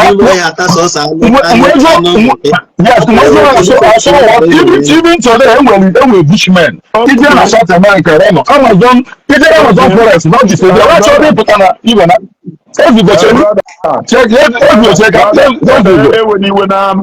when you went obi about speed too much, get that. Almost speed that now. Go on read the history about the movement.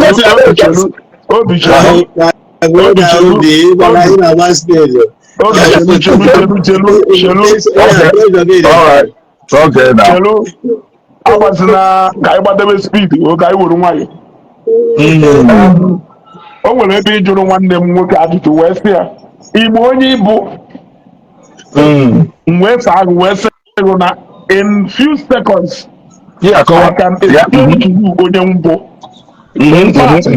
Ọ bụrụ godu na nkọwa alụghị m amaozi akọwa nna m ka nọ adrive jebe be n'abalị a nruo be n'abalị a gwa m na nna m do nyekwanụ m aka wee kọwara m onye nwụ maka na nna m ka nọ ndụ and that's na ndị Igbo kwuru okwu sị na nwata mmanụ nna ya na ọmalụgogo no nwata nwa nna ya amalụgo ndụgbọ Oh, yeah, so now the question of onye bụ unu na-ajụ owo unu jos mara ma na-ajụ ajụjụ a mana bifo ma gaa n'iru o nwere ajụjụ njụrụ mbụ mma alakịkwa ka ịsa anya n'ihu nwanne anyị nwoke a maka na ha malaki ka enye unu opportunity unu ya eji wee piofelu ịghọtago sitịsasasịrị ife na-ekwu ụbọchị ime engage maazị dibia in an argument na Facebook, he will close his comment section for good. He will close his comment section for good maka ọmụ ka a na-akpọ eje Lagos irucha Lagos anyị echigatakwa na Ọnịcha ebe a ga-amụta anyị ka anyị gbawa speed now na obi ajụjụ ahụ chọrọ ịjụrụ owo nna gị bụ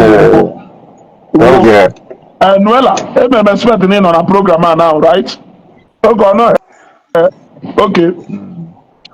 Question ahụ m chọrọ ịjụrụ mba owu o nwere ife mere anyị ji wee kwute okwu you talked about nọ ndị ife na-esiri ike nọ n'ụlọ ụka nọ ndị ife na-esiri ike nọ ndị ụwa na-atụ n'ọnụ ịghọtago wee jụọ ya ajụjụ wee sịghụ America as a country and Donald Trump na-achị ha who when you talk about ego ọ nọ n'ife a na-ekwu when you talk about power now the most powerful man there when you talk about resources America na ewere ego na-ebi mbụ wee bi wee jụọ wee gwa sị that America na Donald Trump kwuru that America is going back to God and he started by saying that na Bible will be introduced into the school curriculum. In fact, he made it clear that people ndị na-ekwu DP na-ekwu kịta na their place here na prison here. In fact, and the majority of the elite ndị nọ na America seems to be seeing reasons with the Donald Trump. A lot of people who are ndị isi kpakọrọ ọnụ na America back the Donald Trump 100%. Nwejọ question nwesị obi ị nwere ike ịgwa anyị kedu ife dị ife ahụ America na ala ha ji wee na-achịchị ya banking God or ego or material things.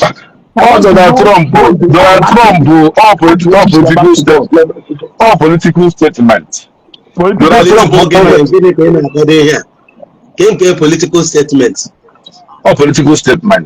Trump will make it. It's a political statement. Nothing changes. Nothing changes. Nothing changes. Nothing changes. If you say that majority of Americans doesn't go to church anymore or does not go to church anymore, it's not under Britain aga church anymore. Don't you think that if Donald Trump should make that as a political statement that he's going to lose election? Don't you think so? No, Donald Trump was destined to win the election anyway because that he was very against Wanya. Yet America had already for female president. Yet Obama can contest against Donald or you lose the election. Yet that's a simple fact. Yet Obama contest against Wanya. We are not talking about opponents here. We're not talking about opponents here. Even Najo, okay, let us use Donald Trump. Let us use Donald Trump as an example. Let us forget about America as a country. Donald Trump is a man who almost have every single thing. Why do you think Donald Trump still in fact, let me even why do you think that he seemed to use every avenue to proclaim his Christian faith?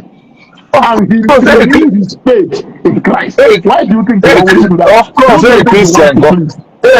Christian God, it's just a belief system. Does it change anything?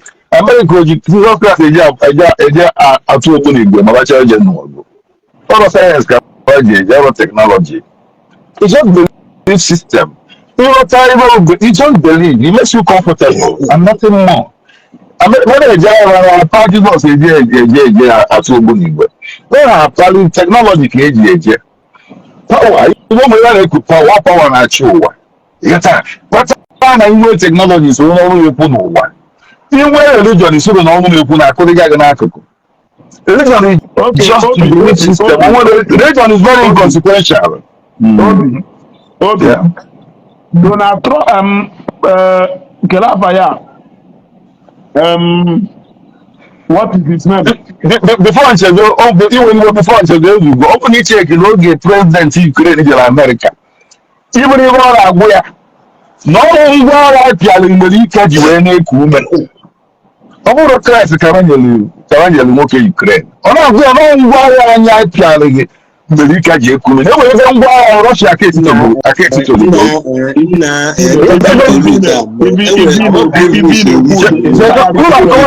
You are not going to the cowards into whatever. I'm being fast now. Logic, all reality. One man who can go going back to the roots. Going back to the root to our go no can you discover one. No, back to the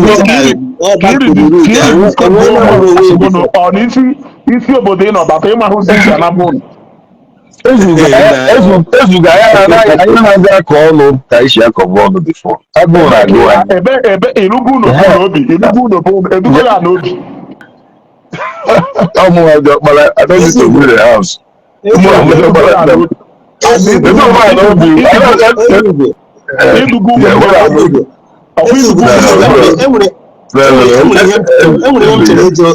Enwere this my brother now.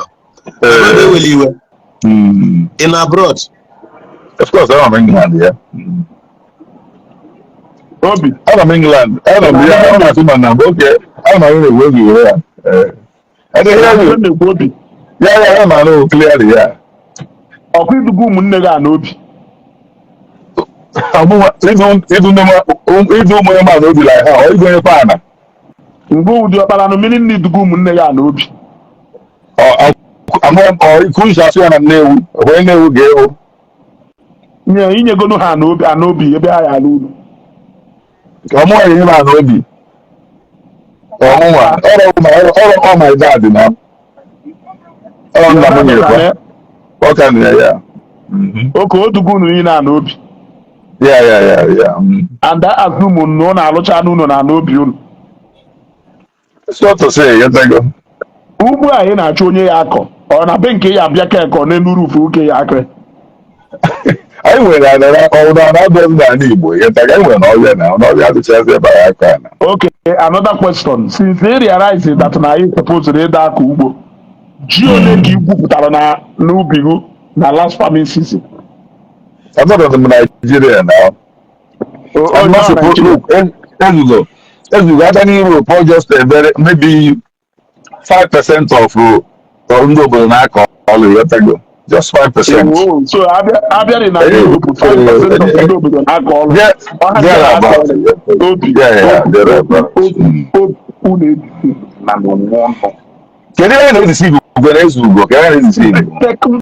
You believe in science and technology. You believe in revolution. But you still want to remain in those stone age by talking about Obi, who still cultivates Ife or also in a family. Ezugo, what we're saying is this. Ezugo, after the best of the same father flocks together. How? I want to be actually a good religion in Tito Kai. I think about the good matter. O nkewe. O wetele one na one anaghị emekọrịta ụdị ka one na nwanne. Na ma ya na ka anyị na-echi ngọ maka religion. People na-akwa gị na comment section. Anyị amarazi onwe anyị. Ihe njekwu ihe eto n'iru nna m. Abụ m ka echi wee Ezugo gawere taịmụ ite mmiri na-adọ n'ilo. Ọda abịa n'ime ụlọ. A na-egwu ha na donye ite amara m nwere meeti tankị mmiri dubu ụlọ ebe ọ na ite mmiri obi ebe ọ na ite mmiri na-adọ n'ilo mgbe ahụ tankị mmiri dubu ụlọ ọ n'ime rum ka ọ na-adọ ọ n'ime rum ka tankị mmiri dubu ụlọ o nwere na arụjela aka. I'm talking about communal. Achọrọ m ka anyị na-adụ ịma na achọrọ m ka anyị na-adụ factual n'ife anyị na-ekwu esi n'onwere mgbe ite mmiri na-adọ n'iro jụọ tankị mmiri ọ na-adọ n'ime rumu ka ọ na-adọ na palọ ụlọ? Ọ na-adọ n'ilo. So unu enwere problem with development and the revolution of events? Problem with that technology changing. Unu enwere problem with that technology changing ite mmiri to tank?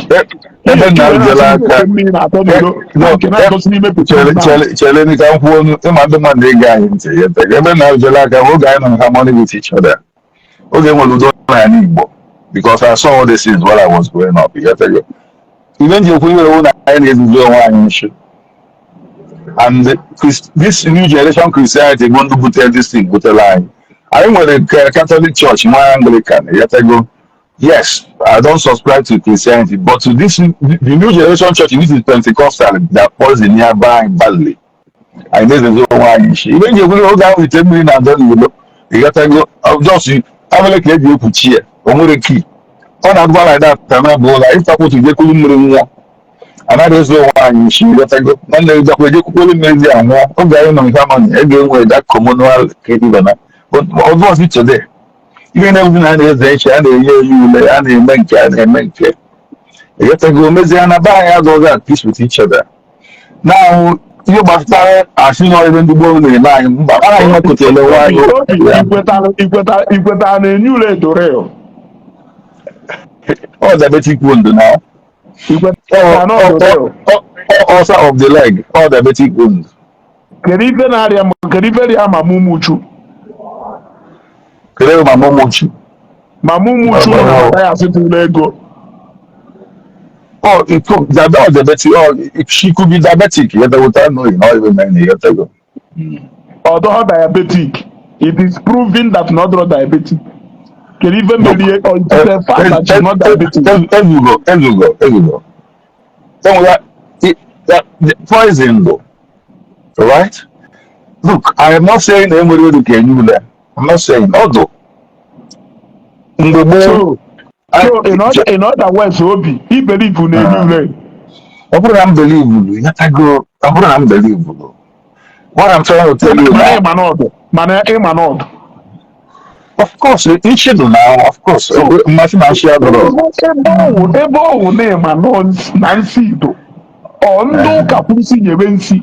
Iji wee sị na nwanne na-esesi ibe ya ndụ ọndụ kasịrị nwunye nsi na manufacture nsi. When I do what happened though in this recent time, because Odoro like that before. Onye kwu na Odoro like that before. Odoro now. Onye kwu na Odoro like that before. As you go, Odoro.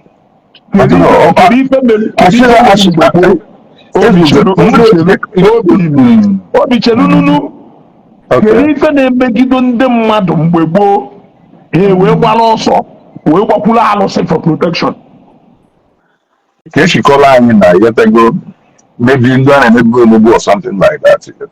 Ndị a na-emegbu emegbu na-achọ ntị ha wee fi iruo na alụsị protect ha beta ha wee gbalụ wee gbakwuja alụsị. Kedu ife unu ya ejizi ekwu na etu nsị ezuga anọrọmụdị ya ihe mmalụ na-etobi iru nna nna m na-abụghị onye ọka enwere asịra m na anyara enwe nshi bọta ọ bụrụ ka anyị si ekwu echede asịra m na ọ dụrụ yetego ezugo ihe mmadụ kọcha ọrụ chere ka m akọcha ọrụ back in the days akọcha ihe ubi onwe ndị na-eji ezu iwe n'ubi yetago of course onye a na-aga ezu iwe na-edo nshi n'ubi ya itinye ichide ebe were ma ha na mgbọrọgwụ na mkpara akwụkwọ emisi o nwere certain herbs you mix it together. You make your skin will never harm man, just like acid down our own body. What I'm saying in this but in this program, most of the program,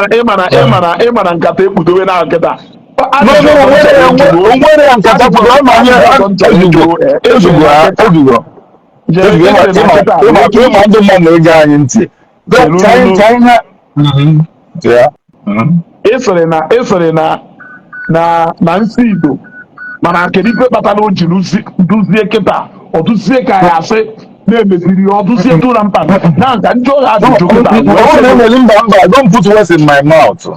Agwara m gị anyị ji aka anyị na-etitokọ onwe anyị. Anyị ji aka anyị na anyị bụ ajọ mmadụ. Anyị ji aka anyị na anyị na-enwe nshe. A na-agụ ya n'egwu because na ụka bịara na-epreach that nonsense. mana ajụgonu ngụ nsi chelununu obi ajụgonu ngụ nsi ọdụ esi m na nsi ido onye na-enye nsi ọ na ọhụ mmadụ na-enye nsi esi na anyị ji aka ya kpụtọkọ onwe anyị mmadụ na-enye nsi but anyị gaziri na-agụ egwu na anyị na-enye nsi na anyị na-enye nsi anyị na-egbu mmadụ. That's what I'm saying. Look, we have planted this in our... Let's go. Anyị nwere mmara be anyị, ị nwere mmara be gị.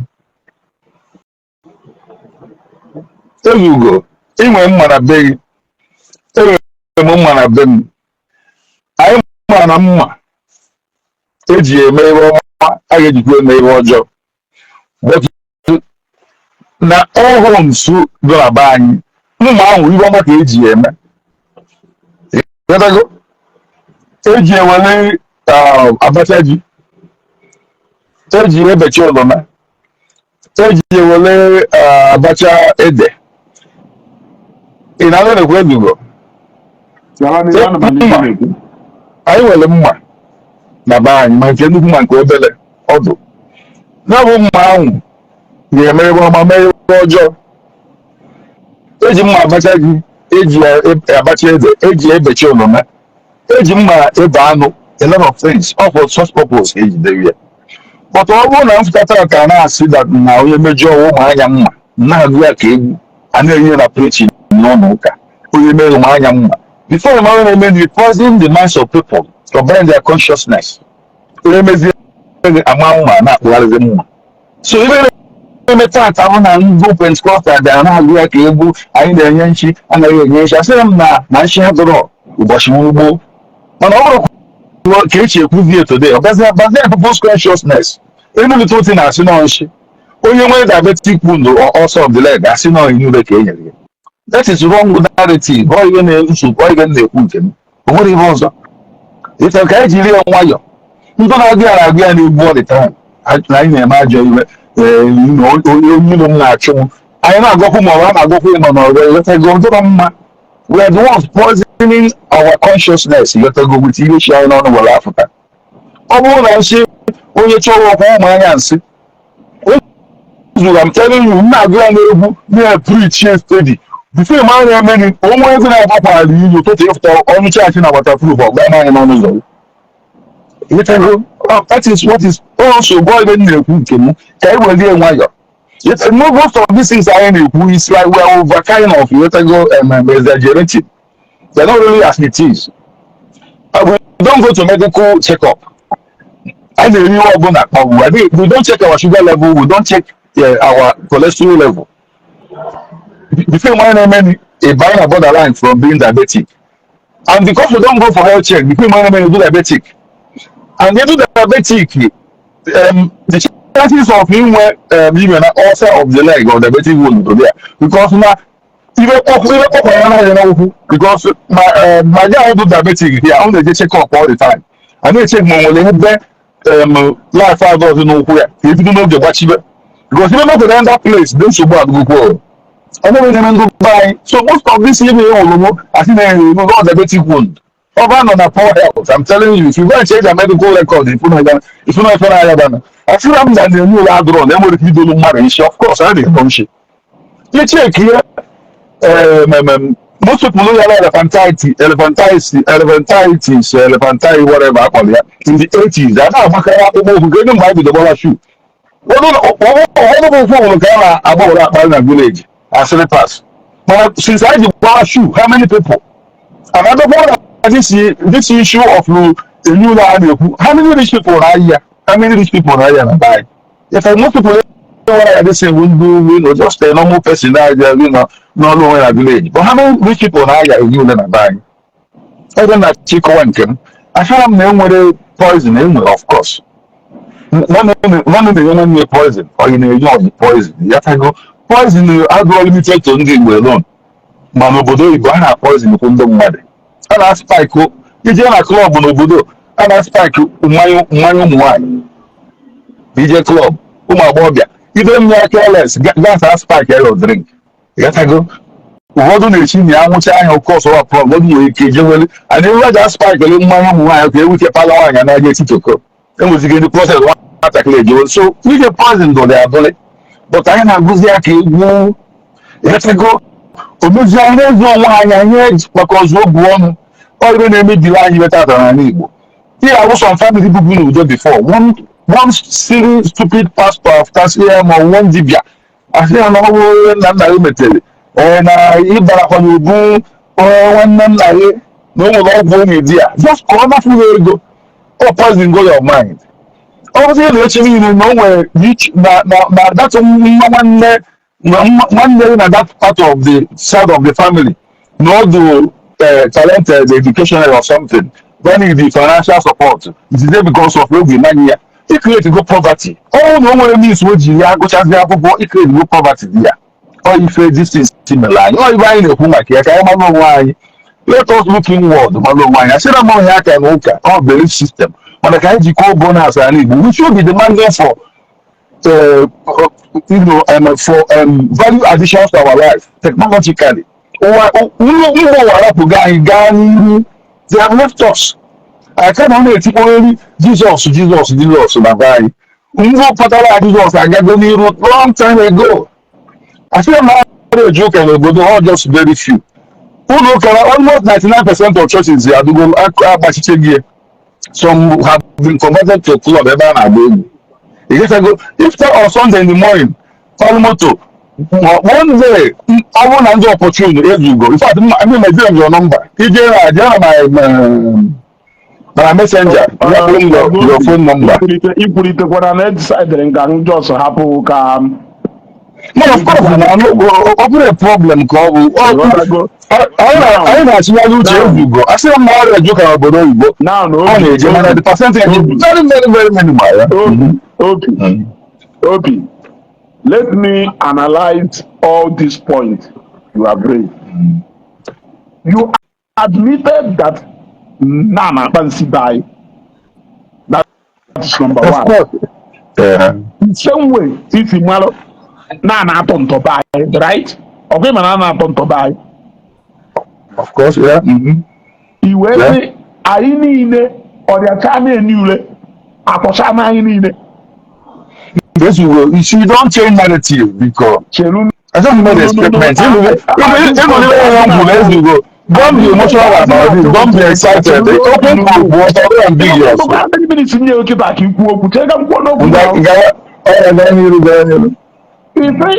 I need all the channel new.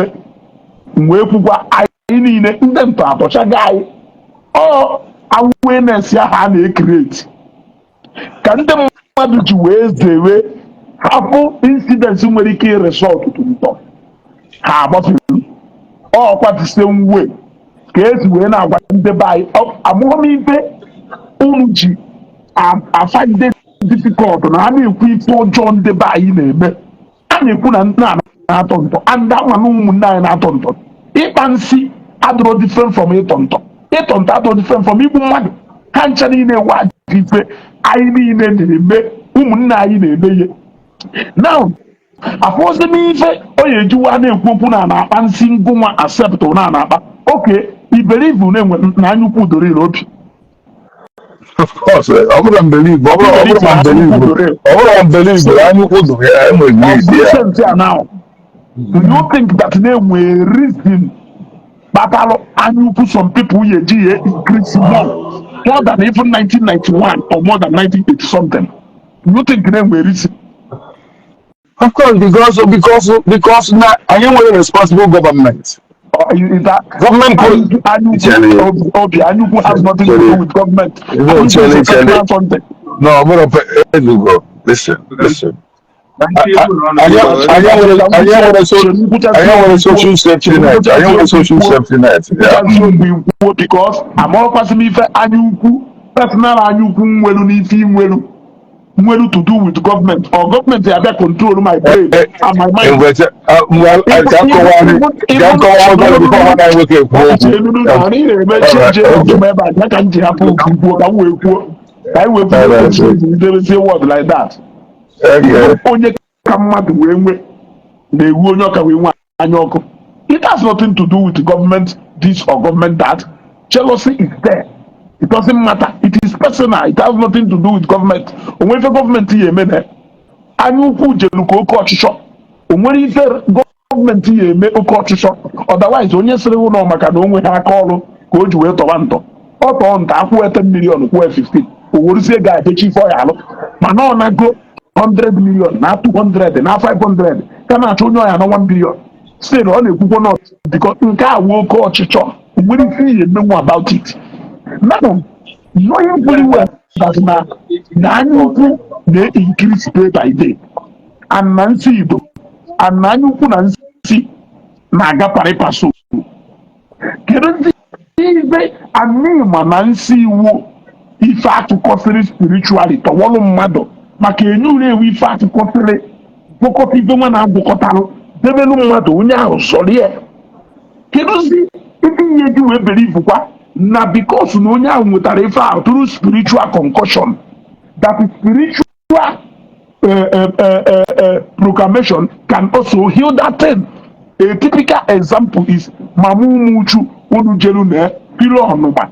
That could have been a good and perfect example.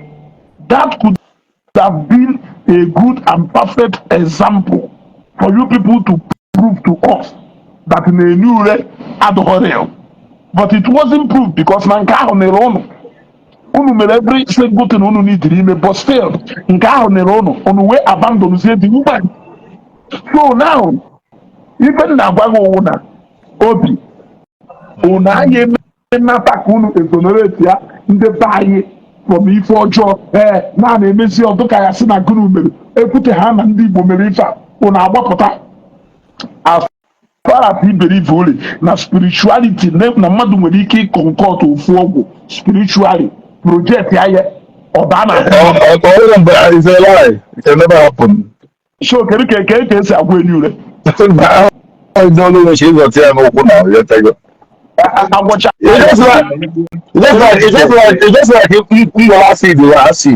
kelu ka esi edebe nsọrọ ya ka e ga-esi edebe nsọrọ ya nwere acid wee anya na chi ma ọ gwa ya ya na ụzọ ọrụ ụfụ ebe nwere ụkwụ na ọ dị something nchi bụ nsị na obi kelu ka esi edebe mmadụ enyi uro were akpụkpụ sọrọ ya ife aha eti na akpụkpụ gaa baa n'ọkpa onye ahụ bidoro But what I'm saying, what if we are commanding spiritually and what it doesn't happen, it can happen.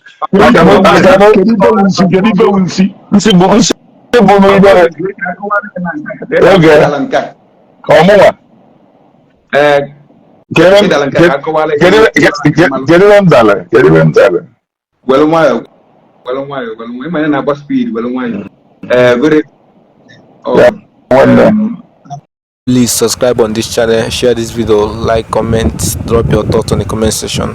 Thank you for watching. God bless you.